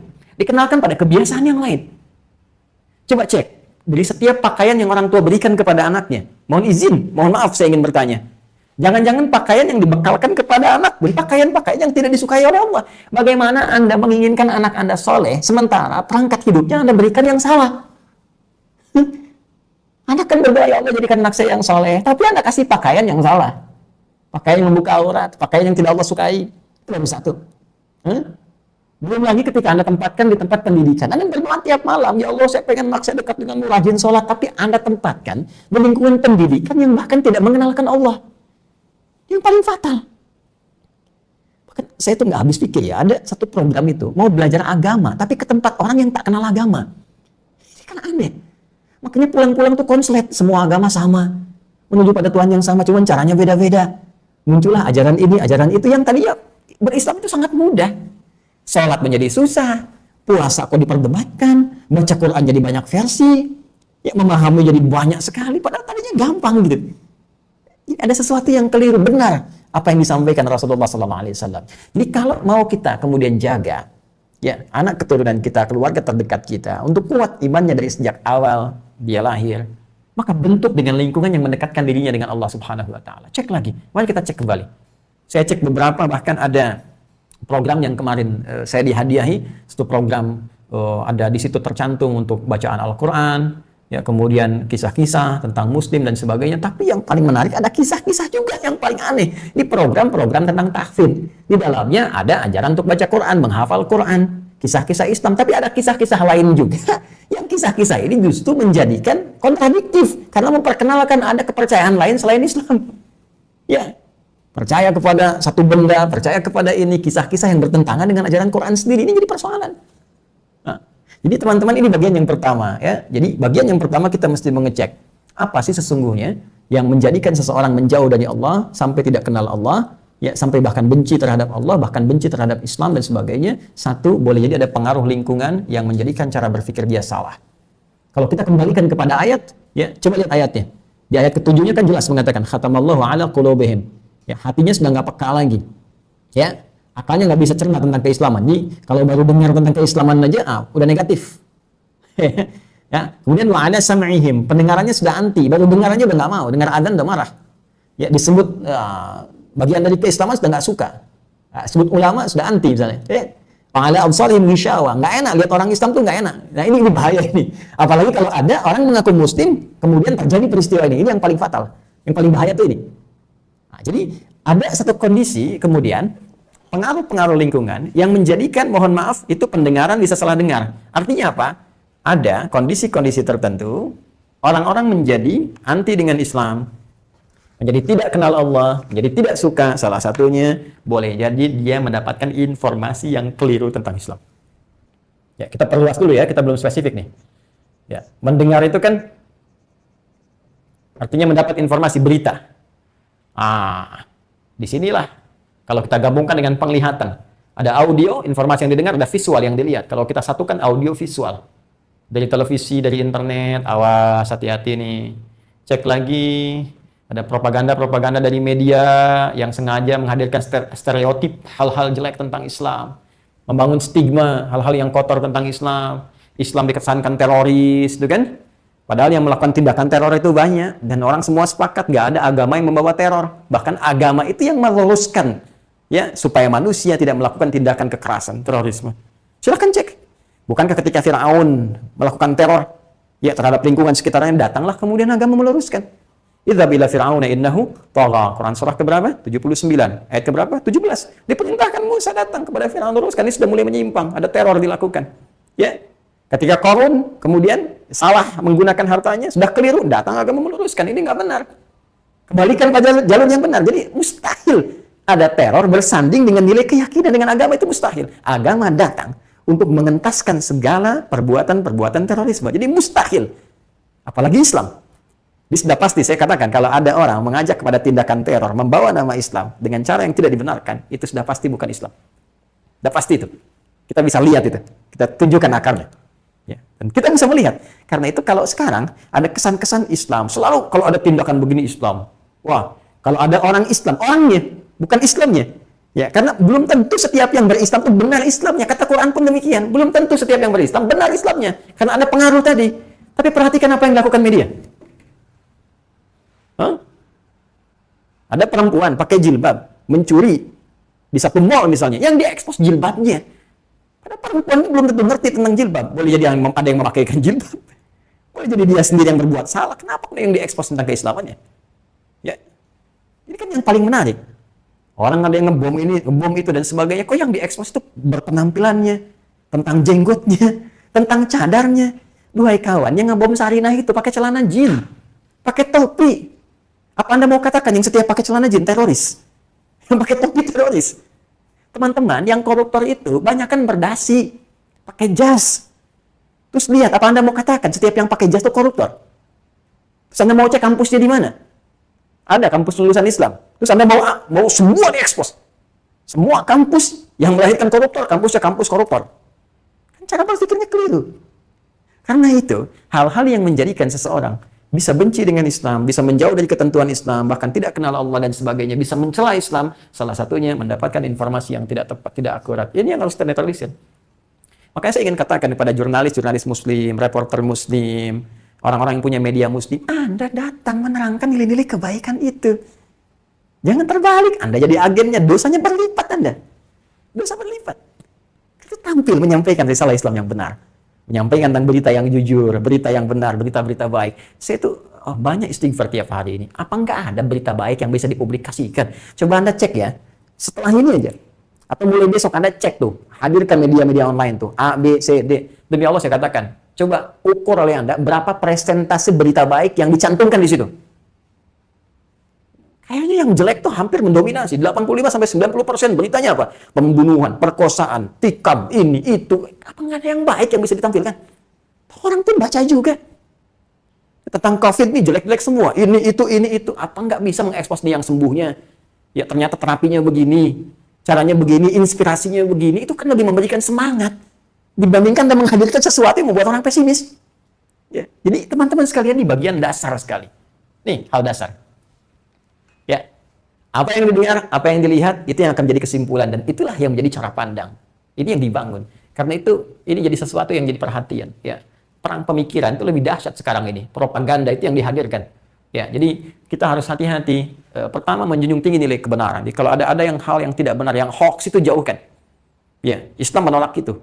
Jadi ada nilai universal yang dibawa oleh Islam, ada nilai-nilai spesifik keimanan yang dipertanggungjawabkan di hadapan Allah Subhanahu wa taala sebagai seorang muslim. Nilai universal, nilai kebenaran, nilai kejujuran, nilai kebaikan, nilai untuk berbagi dalam hal-hal keduniaan yang baik. Itu terbuka. Artinya kalau ada hoax tentang apapun, kita tepikan, kita tolak, kita jauhkan karena itu tidak sesuai dengan nilai-nilai keislaman. Apalagi yang kemudian datang informasi membawa stigma, stereotip tentang nilai-nilai keislaman sehingga membuat kita tertutup kemudian dari pintu-pintu hidayah yang mendekatkan diri kepada Allah Subhanahu wa taala. Sekarang yang paling bahaya, anak-anak muda, muslim sendiri nggak kenal Tuhan, nggak kenal ajarannya. Itu yang paling fatal, sehingga membawa paham-paham yang keliru. Coba lihat pergaulan-pergaulan anak muda sekarang ini. Anda bisa bayangkan berapa persen yang kenal dengan Allah? Berapa persen yang kenal dengan agamanya? Berapa persen yang sholatnya benar? Ini yang jadi persoalan. Nah, sekarang kita masuk pada yang spesifik. Siapa pelakunya? Yang kemudian dia punya peran penting menjadikan lingkungan itu menjadi anti kepada nilai-nilai keislaman, mendekatkan pada nilai-nilai kekufuran sehingga tidak kenal dengan Allah Subhanahu wa taala. Sudah barang pasti, ya pelaku yang paling utama, tokoh sentralnya adalah setan. Iblis. Syaitan. Ya. Kembali ke Quran surah keempat, Nisa, dari ayat yang ke-117, kita teruskan sampai dengan 119. Ya. Jadi kalau kita urutkan terus sampai ke bawah, nanti Anda akan temukan kalimat la'anahullah. Wa qala la'attakhidhanna min 'ibadika nasiban mafruḍa. Ya, Allah melaknat setan itu. Dia berkata, dia mengajukan proposal, ya Allah, aku akan mengambil bagian tertentu dari manusia untuk aku goda. Aku arahkan supaya dia ingkar, kufur denganmu. Supaya dia menjauh darimu, supaya dia tertutup keadaan dirinya untuk tidak mengenalmu. Benci dengan nilai-nilai kebaikan. Ya wala udhillannahum wala umanniyannahum, aku akan sesatkan mereka. Aku akan berikan angan-angan pada diri mereka. Aku akan jadikan mereka berperilaku yang tidak pantas bagi seorang manusia. Nah, ini musuh yang paling utama. Nah, sekarang karena dia sudah mengatakan dia musuh terhadap anak cucu Adam, musuh manusia. Awas, hati-hati. Saya tidak mengatakan manusia setan, awas hati-hati. Saya mengatakan setan yang jadi musuh. Tapi nanti, hati-hati, jangan sampai ada manusia yang jadi agen setan. Itu yang berbahaya. Saya sering mengatakan, lebih mudah menaklukkan setan dibandingkan manusia yang kesetanan. Jangan jadikan quotes ya. Lebih mudah menaklukkan setan dibandingkan manusia yang kesetanan. Karena setan itu cuma menggoda, dia nggak maksa. Cuma goda aja. Jadi kita bisa tepikan. Tapi kalau manusia yang kesetanan itu yang paling bahaya. Bukan cuma menggoda, tapi bisa mengganggu. Baik, teruskan ya. Nah, sekarang bagaimana setan mengondisikan manusia supaya menjadi kufur? Jadi kafaru, ya, baik secara langsung menolak untuk beriman, menjauh dari Allah, membenci, atau bahkan menetapkan dirinya tetap Islam, tapi perilakunya jauh dari nilai-nilai keislaman. Apa yang dia lakukan? Untuk mencari ini, kita temukan lagi kata-kata kafaru dalam Al-Quran, baik yang terdekat ataupun yang agak jauh, sehingga kita bisa memadukan pola penafsiran dengan cara yang lebih komprehensif. Yuk kita teruskan. Bismillah. Tuh, sampai kaget penghapusnya jatuh. Bismillah. Kita hapus dulu yang ini.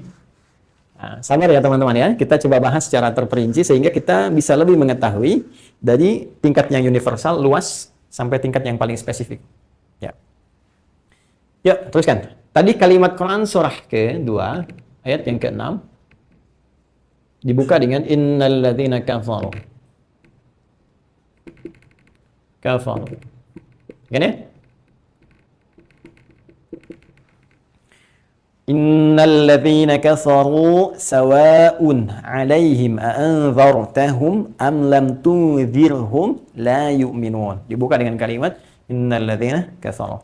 Sekarang kita coba amati di ayat yang lain dengan redaksi yang sama, dibuka dengan kalimat innal ladzina kafaru yang mengisyaratkan ada penyebab seseorang menjadi ingkar sehingga dengan itu membawa nilai-nilai ini. Yuk, nggak usah jauh-jauh dari Al-Baqarah ke Ali Imran. Kita cek dulu ya. Al-Baqarah dibuka dengan alif lam mim, Ali Imran dibuka dengan alif lam mim. Di Al-Baqarah ayat 255 dibuka dengan Allahu la ilaha illa huwal hayyul qayyum. Di ayat 2 Ali Imran dibuka dengan kalimat Allahu la ilaha illa huwal hayyul qayyum. Baik, di ayat yang ke-6 Al-Baqarah innal ladzina kafaru, ya, di ayat yang ke-10 Ali Imran juga dibuka dengan kalimat innal ladzina kafaru. Quran surah 3 ayat 10. Yuk kita lihat.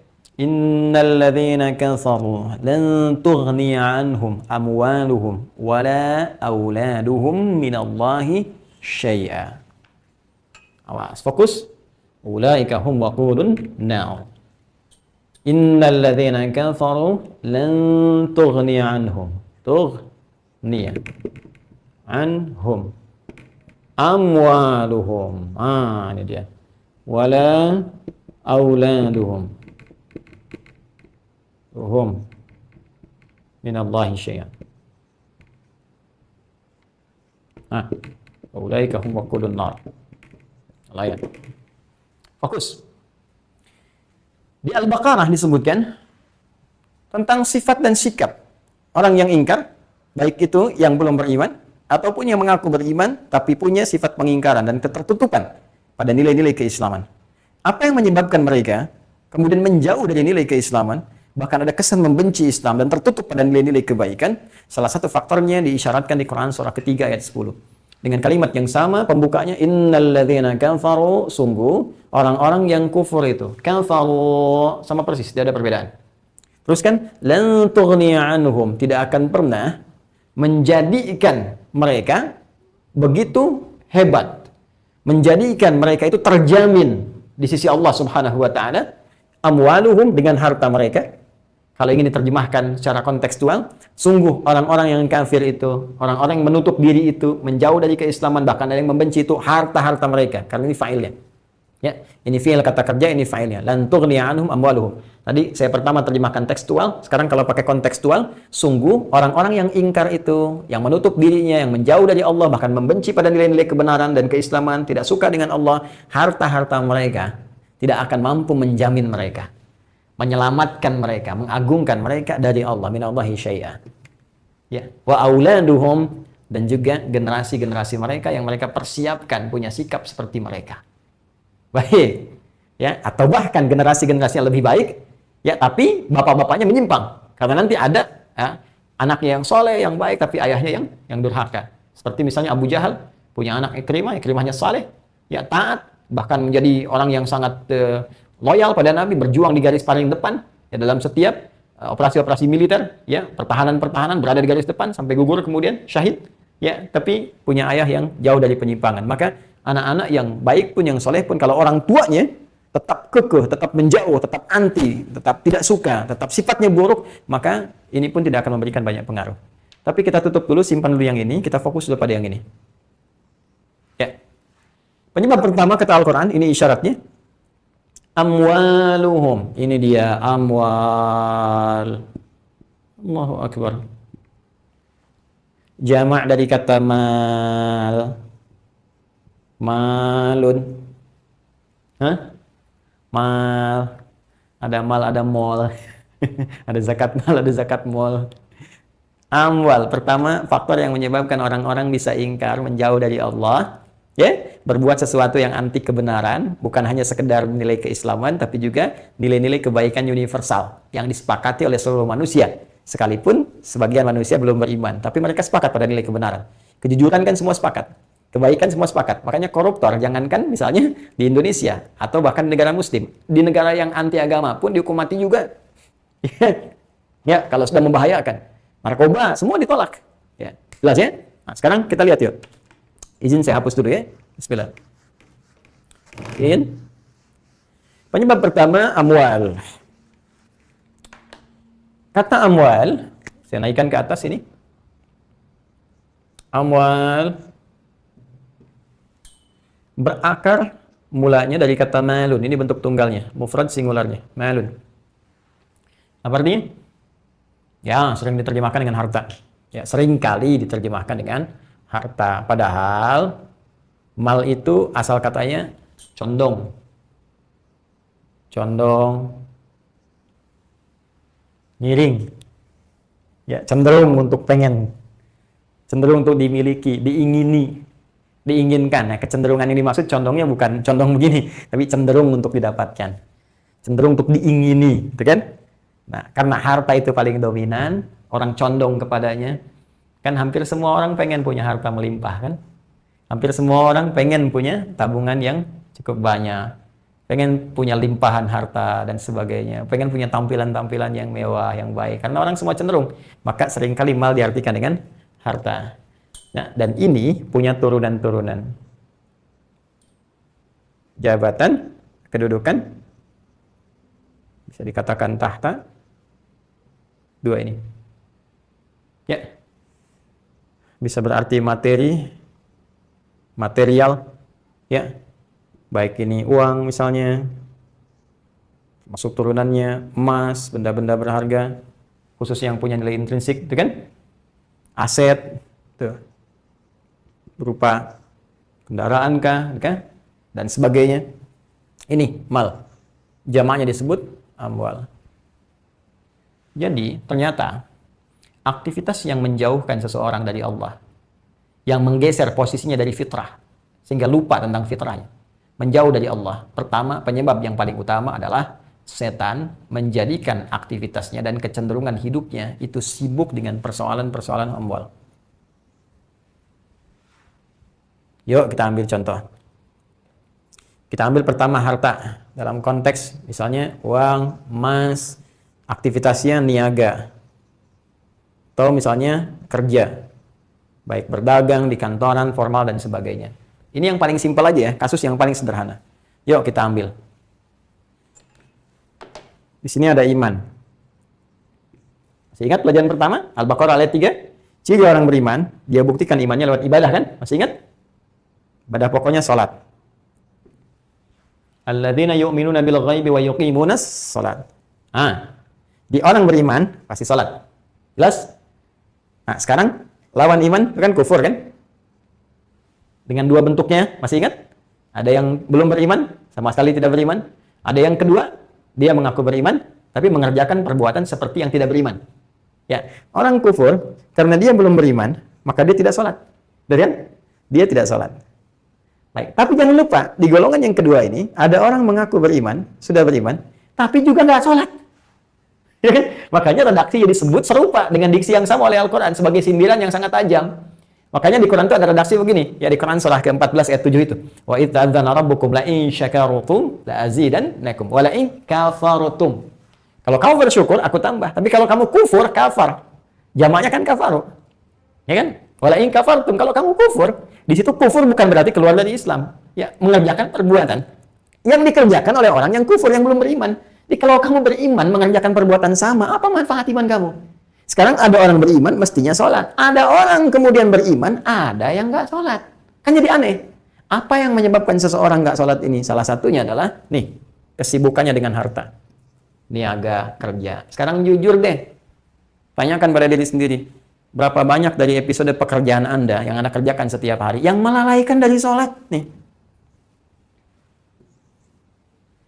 Pekerjaan yang menunda-nunda sholat. Padahal Anda itu meyakini pemberi rezeki itu Allah. Kan aneh cara berpikirnya. Tuh lihat pekerjaan setan, seakan-akan membuat tuh jadi benar gitu. Tuh, jeniusnya setan tuh di situ. Ya, ini cendekiawan yang keblinger itu, setan itu. Makanya disebut iblis, dari orang Yunani menyebutnya dari diabolis. coba cek. Kan cara berpikirnya begini, kita yakin Allah pemberi rezeki, yang punya rezeki Allah. Kalau Allah mau kasih kita, pasti akan diberikan. Allah kasih jalan lewat sholat. Sholat itu datang meminta ke Allah. Makanya perintah sholat diikat dengan permintaan. Wasta'inu bisabri wassalah. Quran surah kedua ayat 45. Mintalah tolong kepada Allah. Sabar dulu terima persoalannya. Minta solusi lewat sholat. Kalau belum yakin masih ragu, disebut imannya. Baca Quran surah kedua ayat 153. Ya ayyuhalladzina amanu, imannya langsung dikhitab. Disentuh oleh Allah. Hei, kamu nggak yakin? Iman kamu di mana? Kalau kamu punya iman, punya persoalan, terima dulu. Minta solusi. Lewat apa? Sholat. Di sholat ini minta solusi.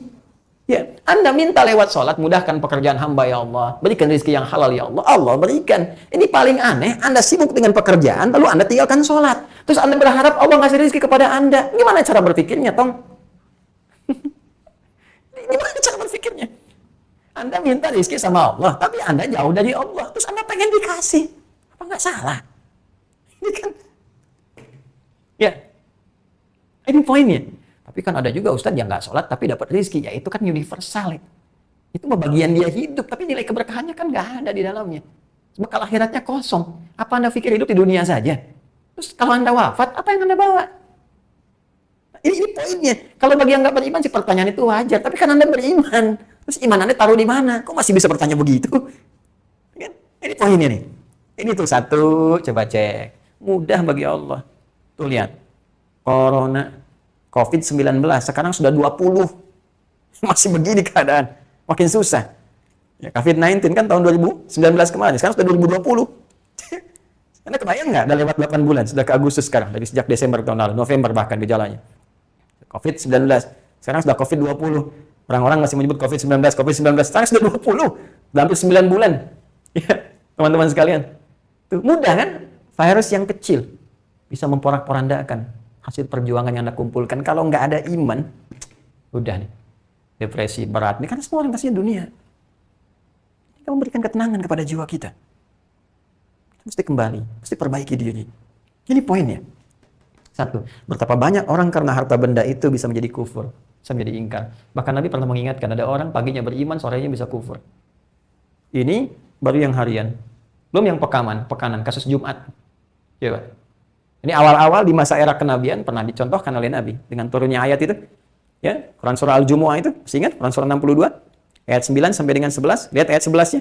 Wa idza ra'aw tijaratan aw lahwan faddu ilaiha wa tarakuka qa'ima. Qul ma indallahi khairu minal lahwi wa minat tijarah. Wallahu khairur raziqin. Di era awal-awal saat iman sebagian sahabat itu belum kuat. Baru masuk Islam, belum pada kuat imannya, kan? Masih butuh banyak pelajaran. Tiba-tiba datang saat Nabi sedang khutbah berdiri, datang kemudian kafilah bawa dagangan. Diskon besar-besaran, bawa mikrofon. Diskon 90%, 95%, dijual, wah. Banyak yang keluar, yang belum kuat imannya. Di awal-awal masa keislaman. Turun ayat ini. Ya, untuk mengatakan bahwa, coba lihat, Nabi sedang khutbah berdiri, tiba-tiba mereka tinggalkan hanya untuk mengejar apa yang mereka harapkan. Apa mereka lupa, kata Allah, aku yang kasih rizki. Kalau aku mau, aku wafatkan mereka tanpa mendapatkan apapun. Nih, itu contoh ya. Sekarang di masa kini, saya tanya pada Anda mau Jumatan, di hari Jumat tiba-tiba ada ketentuan mesti tanda tangan proyek, nilainya 100 miliar, 100 M, ditanda tangan bersamaan dengan waktu Jumat. Saya tanya, pilih Jumatan, pilih tanda tangan ini. Kalau Anda masih tega mau meninggalkan Jumat, ingat-ingat kalimat Allah. Kata Allah, aku ini yang kasih rizki. Kamu pikir kamu akan bisa dapat ini? Mudah bagiku mewafatkan engkau. Jumatan nggak dapat, proyek pun hilang. Tengah jalan tabrakan, tengah jalan tergelincir, datang terlambat. Ya, mobilnya bannya meletus. Tiba-tiba terlambat. Harap-harap datang jam 12, datang ke tempat jam 2. Jumatan nggak dapat, proyek hilang. Ya. Apa Anda pikir kalau proyek itu cuma yang ini saja? Kata Allah, ma indallahi khairu minal lahwi wa minat tijarah. Aku sudah siapkan yang lebih bagus. Teman-teman, rezeki kita itu sudah teratur. Yang belum teratur itu surga kita. Hisab kita itu yang masih menegangkan. Rezeki jangan takut. Jangan takut. Sepanjang hidup, kalau kita mau bergerak, pasti diberikan. Ini masalah utama nih. Sekarang silakan cek. Ya. Demi harta, demi segala rupa. Sekarang tampak semua. Dengan situasi sulit itu terlihat karakteristik seseorang. Ya, siapa yang bisa berbagi, siapa yang mau monopoli, siapa yang mengambil, dan sebagainya. Terlihat semua. Akan dipetakan mana orang hebat, ya, mana orang-orang yang memang mencari keuntungan di balik segala hal yang kemudian didapatkan dalam kehidupan. Ini yang paling bahaya. Ini yang paling bahaya. Jadi bisa jadi karena harta itu orang bisa abai dengan Allah, bisa menjauh dari Allah, bahkan bisa menolak nilai-nilai kebenaran. Ya. Termasuk ustaz. Ya, ini bukan hanya kalangan orang-orang umum. Ya, misalnya pejabat karena harta tiba-tiba mengejar korupsi, ya, tidak peduli kepada rakyatnya, masyarakatnya, warga yang dibinanya, yang penting saya senang, yang penting happy, yang penting banyak harta dan sebagainya, nggak peduli orang kemudian ya bisa sengsara, menjerit dan sebagainya. Ini juga bahaya. Yang paling bahaya. Ya. Pun demikian, ustadz, kiai, ulama bahkan bisa nggak luput dari persoalan seperti ini. Bahkan di masa-masa lalu ada yang dikecam oleh Al-Quran. Ya, ada orang-orang yang orientasinya itu hanya untuk dunia saja, padahal tokoh masyarakat. Ya. Kalau kita perhatikan banyak sekitaran ayat Al-Quran yang menyampaikan perilaku orang-orang dulu. Ya, minhum ummiyuna la ya'lamuna al-kitaba illa amaniya wa inhum illa yadhunnun. Quran surah kedua ayat 88 sampai 89. Fawailul lil ladzina yaktubuna al-kitaba bi aydihim tsumma yaquluna hadza min indillah. Ada para ulama ya di masa lalu, masa-masa sebelum datang Nabi Muhammad SAW, diajarkan ayat ini untuk menunjukkan pada Nabi, didik para sahabat, para ulama, jangan seperti orang-orang masa lalu. Ada para pemuka agama yang dia ini ahli dalam kitab, tapi karena kebiasaan tertentu jadi jarang baca kitab lagi, jarang baca buku lagi, tapi nulis-nulis sesuatu yang bertentangan dengan nilai kebenaran. Apa orientasinya? Hanya untuk mendapatkan dunia, harta saja. Ya. Bagaimana mendapatkan amplop, bagaimana mendapatkan turunan dunia, materi dan sebagainya. Bisa merubah fatwa dan sebagainya, ini yang celaka. Kalau sudah begitu celaka, hilang kemuliaan akhiratnya, izzahnya kemudian hilang, dan muncullah kemudian nilai-nilai keduniaan yang tidak diharapkan. Ini poin yang pertama. Nah, selanjutnya apa? Dari sini akan muncul turunan yang keduanya. Dari harta jadi tahta. Bukankah orang mengejar tahta karena harta? Mustahil kalau nggak ada harta bisa ngejar tahta, itu mustahil. Coba lihat, orang cenderung mengejar jabatan, ya. Apa orientasinya? Salah satunya untuk mengumpulkan harta. Ya, bukan sekedar kehormatan, karena ada nilai di balik itu. Ya, ada orang yang memang sudah kaya, harta banyak, masih ngejar juga untuk kehormatan. Tapi kan dipandang terhormat itu karena punya status. Karena ingin dilayani. Ada penghormatan, punya status, punya fasilitas, harta lagi, itu turunan. Karena itu tidak sedikit orang-orang bisa menjauh dari Allah karena mengejar tahta, jabatan-jabatan atau kedudukan-kedudukan tertentu. Silakan Anda cek. Kalau musim-musim pilkada, dukun tuh pada laku. Berapa banyak orang yang nggak normal didatangi? Paranormal, di atas normal. Berarti nggak normal. Didatangi sama orang normal. Sama nggak normalnya. Ya, musim pilkada, musim pemilu, berapa banyak? Dukun, tukang santet, tukang sihir, segala rupa. Bukankah itu musyrik? Ya, ini teman-teman sekalian, ini kan yang paling sederhana kita saksikan berhari-hari. Pada puncaknya ketika merasa kemudian ini terkumpul, merasa menjadi kuat, kedudukan kemudian merasa punya, harta merasa berlimpah. Ini biasanya kalau sudah masuk tahta, mendapatkan servis, fasilitas pelayanan, cenderung mempertahankan tahta. Ini yang bahaya. Maka dari sini sudah mulai muncul sifat melampaui batas. Dalam bahasa Al-Quran, termasuk bahasa Arab, ya, dan tajam di Al-Quran itu disebut dengan togha namanya, togha. Ya, ini sifat melampaui batas. Ya, Firaun, ya, ketika melampaui batas, Firaun itu kan Farao, yang gelar bagi raja-raja di Mesir. Raja-raja sebelumnya biasa, ya, tapi ketika masuk pada raja tertentu, kemudian mendapatkan warisan tahta, bersikap melampaui batas, muncullah peringatan di Al-Quran yang diabadikan. Ya, peringatan di masa lalu diabadikan di Al-Quran. Lihat Quran surah ke-79 misalnya. Ya, An-Nazi'at di ayat ke-17. Ya. Idhab, perintah pada Nabi Musa alaihissalam, diabadikan informasinya kepada Nabi Muhammad sallallahu alaihi wasallam. Idhab ila fir'auna innahu tagha. Ya, pergilah Musa alaihissalam, ya, kepada Firaun. Innahu tagha, karena dia sudah melampaui batas kekuasaannya. Ya, biasanya kalau sudah melampaui batas, maka kekuasaan akan digunakan dengan tindakan yang sewenang-wenang. Maka apa yang terjadi ketika mendapatkan informasi dari dukunnya, rahibnya, akan ada potensi dijatuhkan, akan ada potensi kemudian yang menyaingi, menghancurkan kerajaanmu dari bayi yang terlahir, maka muncul dekret Firaun. Cari setiap ibu yang mengandung, dampingi oleh Al-Gojo. Kalau lahir kemudian laki-laki, sudah langsung eksekusi di hadapan ibu yang baru melahirkannya. Kalau perempuan bebas. Diabadikan itu di Quran surah kedua ayat 49. Wa idh najjaynakum min ali fir'auna yasumunakum su'al 'adzab yudzabbihuna abna'akum wa yastahyuna nisa'akum. Dan ingatlah ketika kami selamatkan kalian, hei umatnya Musa alaihissalam, dari siksaan. Ya, seburuk-buruknya siksaan, seburuk-buruknya hukuman yang dilakukan oleh Firaun dan koleganya. Dia membiarkan perempuan-perempuan hidup, tapi bayi-bayi lelaki kemudian dihabisi di hadapan ibu yang baru melahirkannya. Itu melampaui batas. Sampai di Quran surah 79, kalau Anda buka ayat 24-nya, dia mengaku Tuhan. Anda bayangkan? Ya, qala ana rabbukumul a'la. Dia berkata, aku Tuhan yang paling tinggi. Gue Tuhan yang paling gede, kata orang Betawi. Dia mengatakan, saya Tuhan yang paling hebat. Anda bisa kebayang nggak ngaku Tuhan? Ini udah bahaya kalau udah begini. Ada merasa kekuasaan tanpa batas, harta melimpah, maka cenderung melampaui batas, maka muncullah kemudian ini. Ya, ini yang kemudian diluruskan oleh Allah Subhanahu wa taala. Kalau kita buka lagi fitrah, harta, kedudukan melampaui batas, menjadikan seseorang merasa unggul, hebat, sampai menafikan nilai-nilai kebaikan dalam agama, misal di Quran surah ke-96, ya Al-Alaq, ayat 6 sampai 7 itu. Ya. Kalla innal insana la yatgha. Sungguh manusia itu akan cenderung melampaui batas. Kalimatnya menggunakan mudhari ya. Jadi ini informasi disampaikan di masa Nabi Muhammad, tapi diinfokan di masa depan, masa-masa depan akan terjadi. Ya, ada potensi manusia cenderung melampaui batas. Kapan itu terjadi? Ar-ra'ahu istaghna. Ketika ia merasa hebat, merasa kaya. Merasa hebat, merasa kaya. Hebat dengan kedudukan, tahta, kemudian kaya dengan harta. Ini yang dipersoalkan. Makanya kisah Firaun dan koleganya itu banyak disampaikan di Al-Quran karena ini yang paling lengkap. Di sisi hartanya ada Qarun, ya kan? Di sisi tahtanya ada Firaun, kan? Kemudian cendekiawan pembisik-pembisik buruknya ada Haman, kan? Tuh. Ya, ada panglima militernya juga yang bengis, kejam juga. Ini semua sama semua tuh. Dan dikolaborasikan semua bersinergi pada keburukan. Ini yang kemudian menjadikan bukan hanya menjauh dari nilai kebenaran, tapi mendatangkan murka Allah Subhanahu wa ta'ala. Maka, saya ingin katakan begini, hati-hati teman-teman sekalian, jika diuji dengan nilai-nilai ini, karena ini akan cenderung mendekatkan kita pada tantangan yang tidak mudah. Ya, jadi kalau ada seseorang sibuk kemudian dengan harta, orientasinya ingin banyak harta, maka kita mesti belajar tantangannya. Ya, mesti belajar. Ini hambatannya apa? Kan Anda kalau mau berangkat sekarang, Anda buka kan map-nya, ya kan? Ya, Anda buka map, saya tidak sebutkan sumber, nanti endorse. Kita buka map kan, di situ kan ada disebutkan kan, ya, tujuan sekian, kurang lebih akan sampai dalam 1 jam 40 menit.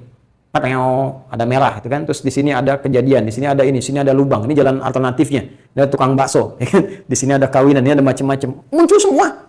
Jadi Anda paham nih, oh berarti saya ambil jalur ini saya hindari yang ini. Ya sama juga dalam kehidupan begitu. Ketika Anda ingin berbisnis, mengumpulkan harta Anda koleksi, berarti Anda pelajari tantangannya. Semakin ingin Anda kumpulkan, setan akan bermain di sini.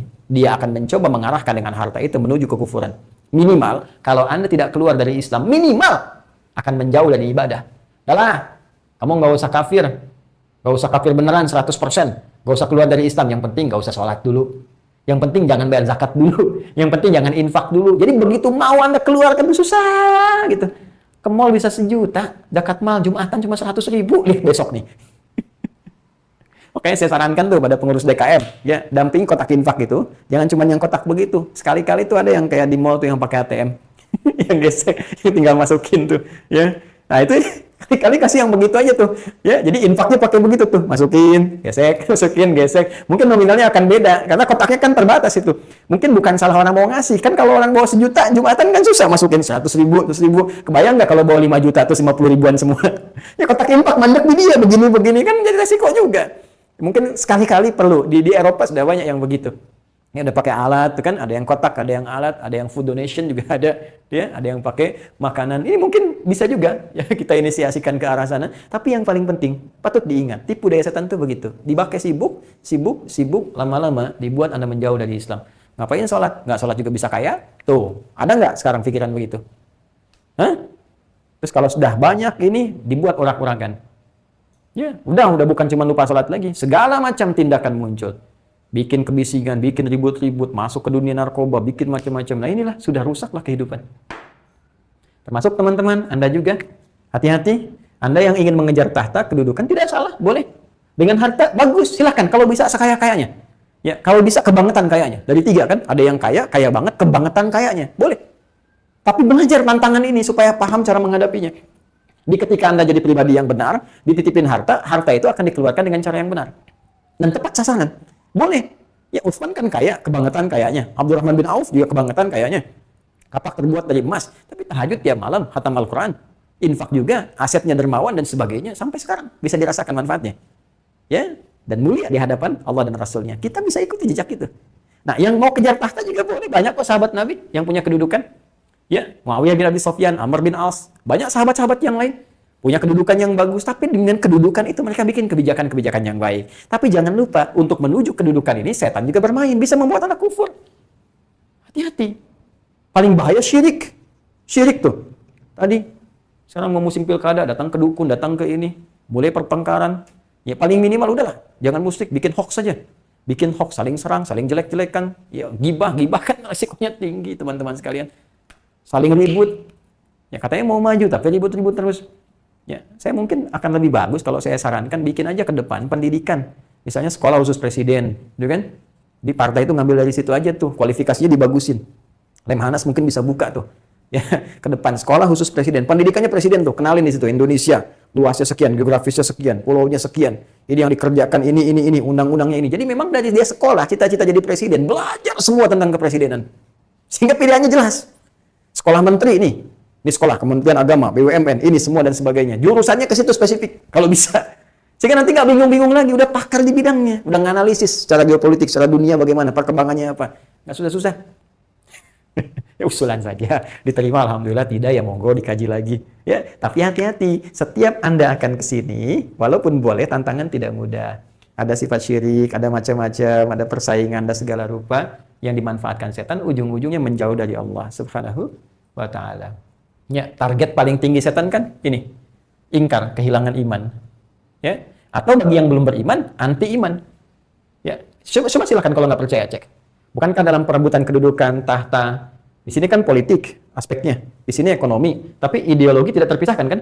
Makanya dalam Gator Negara itu ada, masih ingat, Ipolek Sosbud Hankam.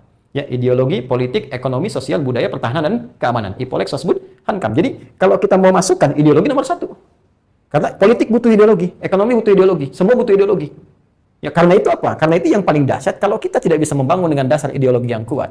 Indonesia itu beruntung punya nilai aspek keagamaan yang kuat. Ya, kalau ini tidak ada, ini yang paling berbahaya. Tapi sekali lagi kalau agama dimanfaatkan kemudian dengan cara yang salah, mengambil nilai yang buruknya pada di sini, ini yang paling berbahaya. Ya, silakan cek. Bahkan nanti bisa menjadi hal-hal yang tidak diinginkan. Karena itu saya mengajak ya, saya juga memberikan himbauan kepada saudara-saudariku, terutama yang muslim, yang beriman, yang disumpah dengan Al-Quran. Ya, baik itu di pengusaha-pengusaha, ya, apalagi demikian para pejabat muslim dari tingkat atas, di eksekutif, ya, dari presiden sampai dengan ke bawah, sampai ketua RW, RT, pun demikian di legislatif, lembaga di DPR, ya, atau yang yudikatif, yang ini bagi yang muslim. Ya, saya tidak pandai dalam urusan dunia Anda, dan mungkin saya tidak akan ikut campur, tapi perkenankan saya memberikan nasihat untuk urusan akhirat Anda. Saya dan kita. Dan disitulah ranah kami mungkin memberikan pengingat saja. Nah, ini bukan paksaan, karena tugas kami hanya mengingatkan. Fadzakir innama anta mudzakir lasta 'alaihim bimusaitir. Dengan rasa cinta kami kepada Anda semua, saya kita, untuk saling mengingatkan. Sepanjang disumpah dengan Al-Quran, maka Al-Quran itu ya akan jadi pertanggungjawaban kita di hadapan Allah saat Anda kembali mempertanggungjawabkan segala kedudukan yang dititipkan saat hidup di dunia ini. Maka ingat-ingat baik-baik bahwa kita akan dihisab. Ya, maka setiap memutuskan sesuatu ingat kalau diwafatkan saat itu bagaimana konsekuensinya di hadapan Allah. Teman-teman yang di Dewan, di DPR, tuh Anda jangan hanya bangga ada di Senayan. 600 orang berkiprah, punya kehormatan, ada pin, kemudian dipakaiannya di jasnya. Ingat loh, Anda mewakili ratusan ribu orang ketika masuk ke Senayan. Pertanyaan saya, itu ratusan ribu itu apakah hanya orang biasa yang memasukkan Anda, atau jangan-jangan beban mereka itu di pundak Anda? Itu akan dihisab. Satu orang tidak tersambung aspirasinya, Anda dihisab di hadapan Allah. Jangan dikira mudah. Ya, karena itu, ayo, ya, kita bawa semangat ini dengan jaminan Undang-Undang Pasal 29 Ayat 2, negara menjamin kemerdekaan tiap-tiap penduduk untuk memeluk agamanya masing-masing dan beribadah menurut agama dan kepercayaannya itu. Ya, bawa nilai ini, terapkan dalam kehidupan untuk memakmurkan bangsa kita. Jadi pejabat yang jujur. Ya, jadi pejabat yang jujur. Apapun amanah yang dititipkan. Ya, di militer, di kepolisian, di lembaga-lembaga yang lain, di KPK dan sebagainya. Ya, hindari korupsi. Jauhkan dari perbuatan buruk. Tunjukkan dengan nilai keislaman kita. Pejabat yang jujur, pejabat yang adil, pejabat yang benar, pengusaha yang benar. Di sini kita dituntut jangan sampai cari makan di Indonesia, bekerja di Indonesia, giliran susah, ya, pergi keluar, ditinggalkan Indonesia, tidak ingat dengan keadaannya. Tidak. Sini saatnya kita dituntut untuk menunjukkan nilai keislaman kita lebih baik. Kita bersatu, kita makmurkan negeri kita praktekkan nilai keislaman dengan benar, dan dengan itu mudah-mudahan Allah memberikan nilai-nilai kebaikan kepada kita. Nah, kalau sudah tahu penyebabnya, apa solusinya? Susah Ustaz, yang ini kayaknya susah banget diingetinnya. Baru dibilangin, udah marah-marah. Ingat sholat tuh, gue ngingetin aja. Emang kamu juga udah benar? Makanya yang menarik, saya pernah baru pulang itu, waktu pulang studi ke Indonesia, kemudian mengajar. Itu siang hari, saya masih ingat salah satu masjid. Setelah selesai dengan konsultasi, Ustaz, ini ada kawan saya, baru kerja, jamnya sudah Rolex, sudah begini, padahal baru kerja 3 bulan. Bagaimana mengingatkannya? Karena waktu itu singkat, saya berikan jawaban yang padat. Gini aja Pak, sampaikan dengan bahasa hati, ingat dengan kematian. Itu yang paling tinggi tuh. Bayangkan kalau sudah bekerja, kemudian kalau diwafatkan, kalau mengambil yang salah.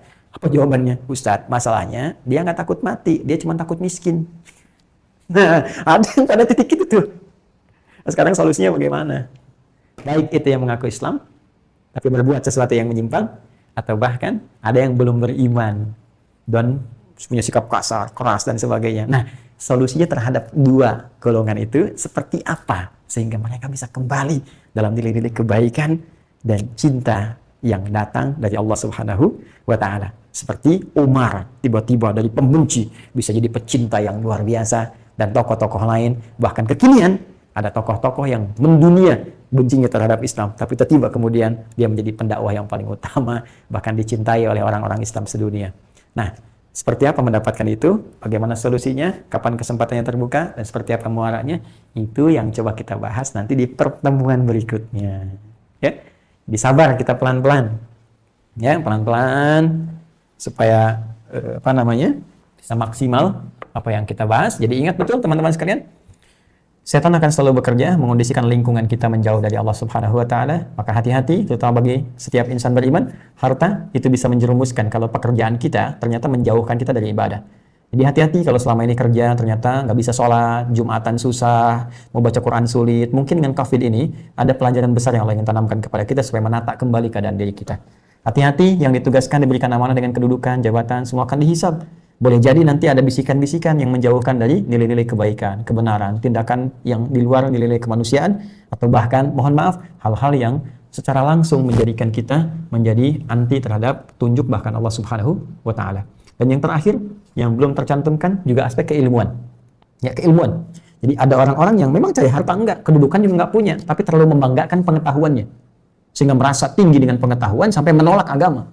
Ya, ini yang ada orang menyebutnya dengan ateis gitu ya. Padahal ateis itu yang paling tidak konsisten gitu bahkan dalam logika sendiri. Ya, jadi ada yang seperti itu. Itu seperti di Quran surah ke-6 Al-An'am ayat ke-25. Wa minhum may yastami'u ilaik wa ja'alna 'ala qulubihim akinatan ay yafqahuhu wa fi adhanihim waqra. Wa iyaraw kulla ayatin la yu'minu biha hatta idza ja'uka yujadilunaka. Ya, ini poinnya. Ada orang-orang yang memang, mohon maaf, ya telinganya itu terkunci gitu.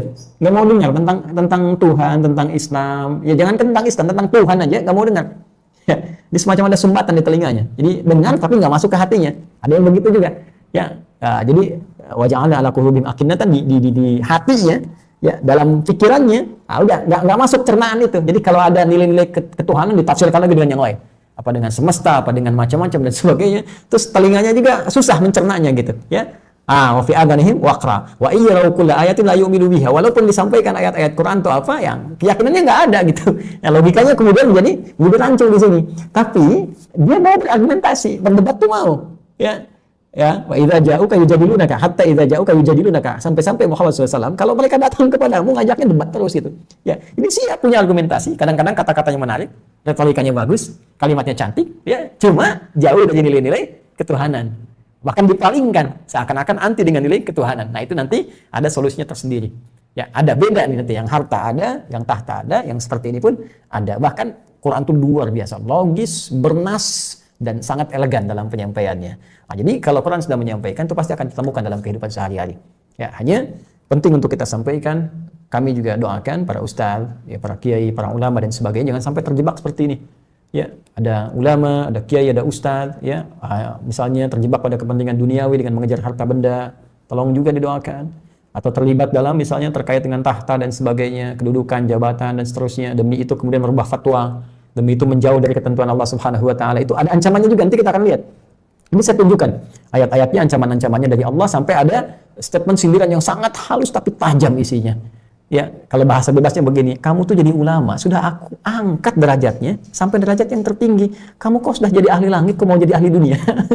Jadi ada kalimat-kalimat, jika memang dengan itu menjadi tidak benar keulamaannya. Kalau baik sih nggak ada masalah. Ya. Nah, nanti kita akan lihat solusinya seperti apa, kemudian kesempatannya sampai kapan, dan muaranya seperti apa itu di edisi yang berikutnya pada kesempatan yang akan datang. Nah, saya penting sampaikan ini sebagai pengingat. Dan ini pelajaran terbuka. Ya. Dan jangan sampai kita punya pemahaman bahwa ini menyindir satu menit, tidak. Tapi kalau Anda merasa tersindir, itu satu hal yang bagus. Artinya apa? Ada fitrah kita yang kemudian membawa kita untuk berubah.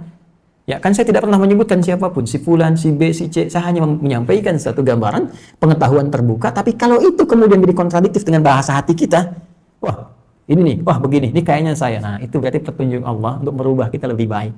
Itu di luar kemampuan kami untuk menyampaikan saja, dan hanya Allah yang memberikan hidayah kepada kita semua. Yang penting kita saling mendoakan dalam kebaikan. Itu materi kita hari ini. Izin menyampaikan informasi teman-teman sekalian. Sekarang sudah masuk tanggal ke-14 dengan maghrib tadi, sudah 14 Agustus. Berarti kalau kita hitung mundur, ada sekitar 17 hari ke depan kita akan mulai program untuk STUAH. Jadi saya hitung mundur teman-teman yang sudah mendaftar, ya, dan sudah memiliki dari paket ini, baik mushaf ataupun juga 3 buku yang mendampinginya. 17 hari lagi kita akan mulai, ya. Kemudian besok nanti saya akan perkenalkan. Mohon izin dan mohon maaf, kemarin saya berjanji hari Jumat pekan lalu saya ingin menunjukkan tentang suasana bagaimana persiapan kita untuk September nanti. Tapi ternyata ada beberapa yang belum siap. Jadi untuk perangkat-perangkatnya, karena saya mengatakan pada Anda kita siapkan bahkan tempat baru, gedung baru dengan fasilitas yang baru untuk mendukung program ini. Ya, dan itu alhamdulillah kita sudah siapkan, jadi kami tidak membuka apapun. Hati-hati ya, kalau ada menyampaikan donasi atas nama saya atau apa, Anda cek lagi di web kita yang resmi. Telepon ya ke Akhir Center, ini benar enggak? Karena boleh jadi diduga nanti ada hal-hal tertentu yang memanfaatkan dan tidak pada tempatnya. Ya. Ini saya infokan lebih dalam lagi. Besok nanti kita tunjukkan, kita sudah siapkan, jadi nanti ada timnya, divisi khusus ILC namanya Ateisi Learning Center. Nanti kita tunjukkan ya, ada ruangannya, ini loh operatornya, musyrifnya, ada yang musyrif, ada yang musyrifah, ada laki-laki, perempuan. Nanti sistemnya seperti apa? Dan kita akan mulai pendidikannya di bulan September nanti ya. Besok nanti kita sampaikan, kita ambil dulu videonya, kemudian disampaikan pada teman-teman. Dan jangan khawatir, saya sudah petakan pada 3 bagian ya. Jadi nanti teman-teman yang sudah dapatkan ini pada gelombang pertama, kemudian nanti kita siapkan di gelombang kedua yang sering dapat masukan, Ustaz ini kami punya dana terbatas, ini jangan khawatir, tenang aja. Nanti kan saya katakan dari awal itu nanti ada subsidi pada yang kedua supaya nanti kita bisa cetak lebih baik, gitu kan? Kemudian nanti ada support kepada yang lain, ya. Ini juga nanti ada yang ke gedung, ada yang ke buku, ada yang ke macam-macam. Jadi semua terpakai dalam nilai kebaikan. Nanti Ustaz saya nggak ada sama sekali, jangan khawatir. Nanti insya Allah kita siapkan. Ini nanti untuk teman-teman ada keterbatasan, nggak ada masalah, kita siapkan. Orientasi kita bukan dunia kok. Ya nanti insya Allah ada bagian mushaf yang kita bebaskan. Ya nanti ke depan buatkan aplikasi juga. Karena sekali lagi saya konsisten, saya tidak mengambil 1 rupiah pun untuk mushaf ini. Ya, tapi kami desain infak pertama itu untuk nanti saling mensubsidi pada yang selanjutnya. Bahkan nanti mudah-mudahan kalau sudah tertutup kita untuk 10.000, kemudian cukup, udah yang lain kita gratiskan, kita bebaskan. Yang penting kita semua jadi ahli Quran. Ya dalam pandangan Allah Subhanahu wa taala. Jadi bersabar teman-teman, itu satu. Yang kedua terkait dengan kekinian, insyaallah kita turut berbahagia bahwa dalam 3 hari ke depan, insyaallah di hari Senin ya, hari Senin itu sudah masuk pada hari tanggal 17 Agustus 1945, itu hari berbahagia untuk seluruh warga negara Indonesia, bangsa Indonesia, kita semua, saya, Anda, kita sangat berbahagia sudah sampai usia bangsa ini 75 tahun. Karena itu dalam persiapan menyongsong dan memperingati hari kemerdekaan kita, saya mengajak untuk semua belajar kembali tentang Indonesia supaya kita bisa lebih cinta Indonesia, negara kita tercinta, belajar tentang alamnya, belajar tentang potensinya, sehingga kita merasakan bahwa kita ini tinggal di negara hebat, tinggal di tempat yang diberkahi oleh Allah Subhanahu wa taala, yang dengan itu semua boleh jadi dipilih kita untuk tinggal di negara yang kita cintai ini karena memang kita yang paling layak untuk memakmurkannya. Ya, bukan berarti harus meninggalkan bahkan menghancurkannya. Ayo kita belajar lagi untuk mencintai bangsa kita, memakmurkannya, dan saya berharap pada teman-teman yang belajar dimanapun jadi ahli-ahli, pulang. Kita bangun bangsa kita. Kita jadikan makmur. Ya, jadikan sebagai inspirasi di dunia ini, dan kita hadirkan nilai-nilai kebaikan yang dengan itu semoga kita bawa pulang kepada Allah dengan kebanggaan dan amal soleh di hadapan Allah Subhanahu wa taala. Demikian yang kami sampaikan, semoga bermanfaat dan semoga diridhai Allah Subhanahu wa taala. Berjumpa di pekan yang akan datang dengan kajian yang sama, Aqsa Al-Quran Sunnah Solution. Subhanakallahumma bihamdika, asyhadu an la ilaha illa anta, nastaghfiruka wa natubu ilaik. Allahumma taqabbal minna innaka antas samiul alim wa tub alaina innaka antat tawwabur rahim. Rabbana atina fid dunya hasanah wa fil akhirati hasanah wa qina adzabannar. Wa akhiru da'wana alhamdulillahi rabbil alamin. Wassalamualaikum warahmatullahi wabarakatuh.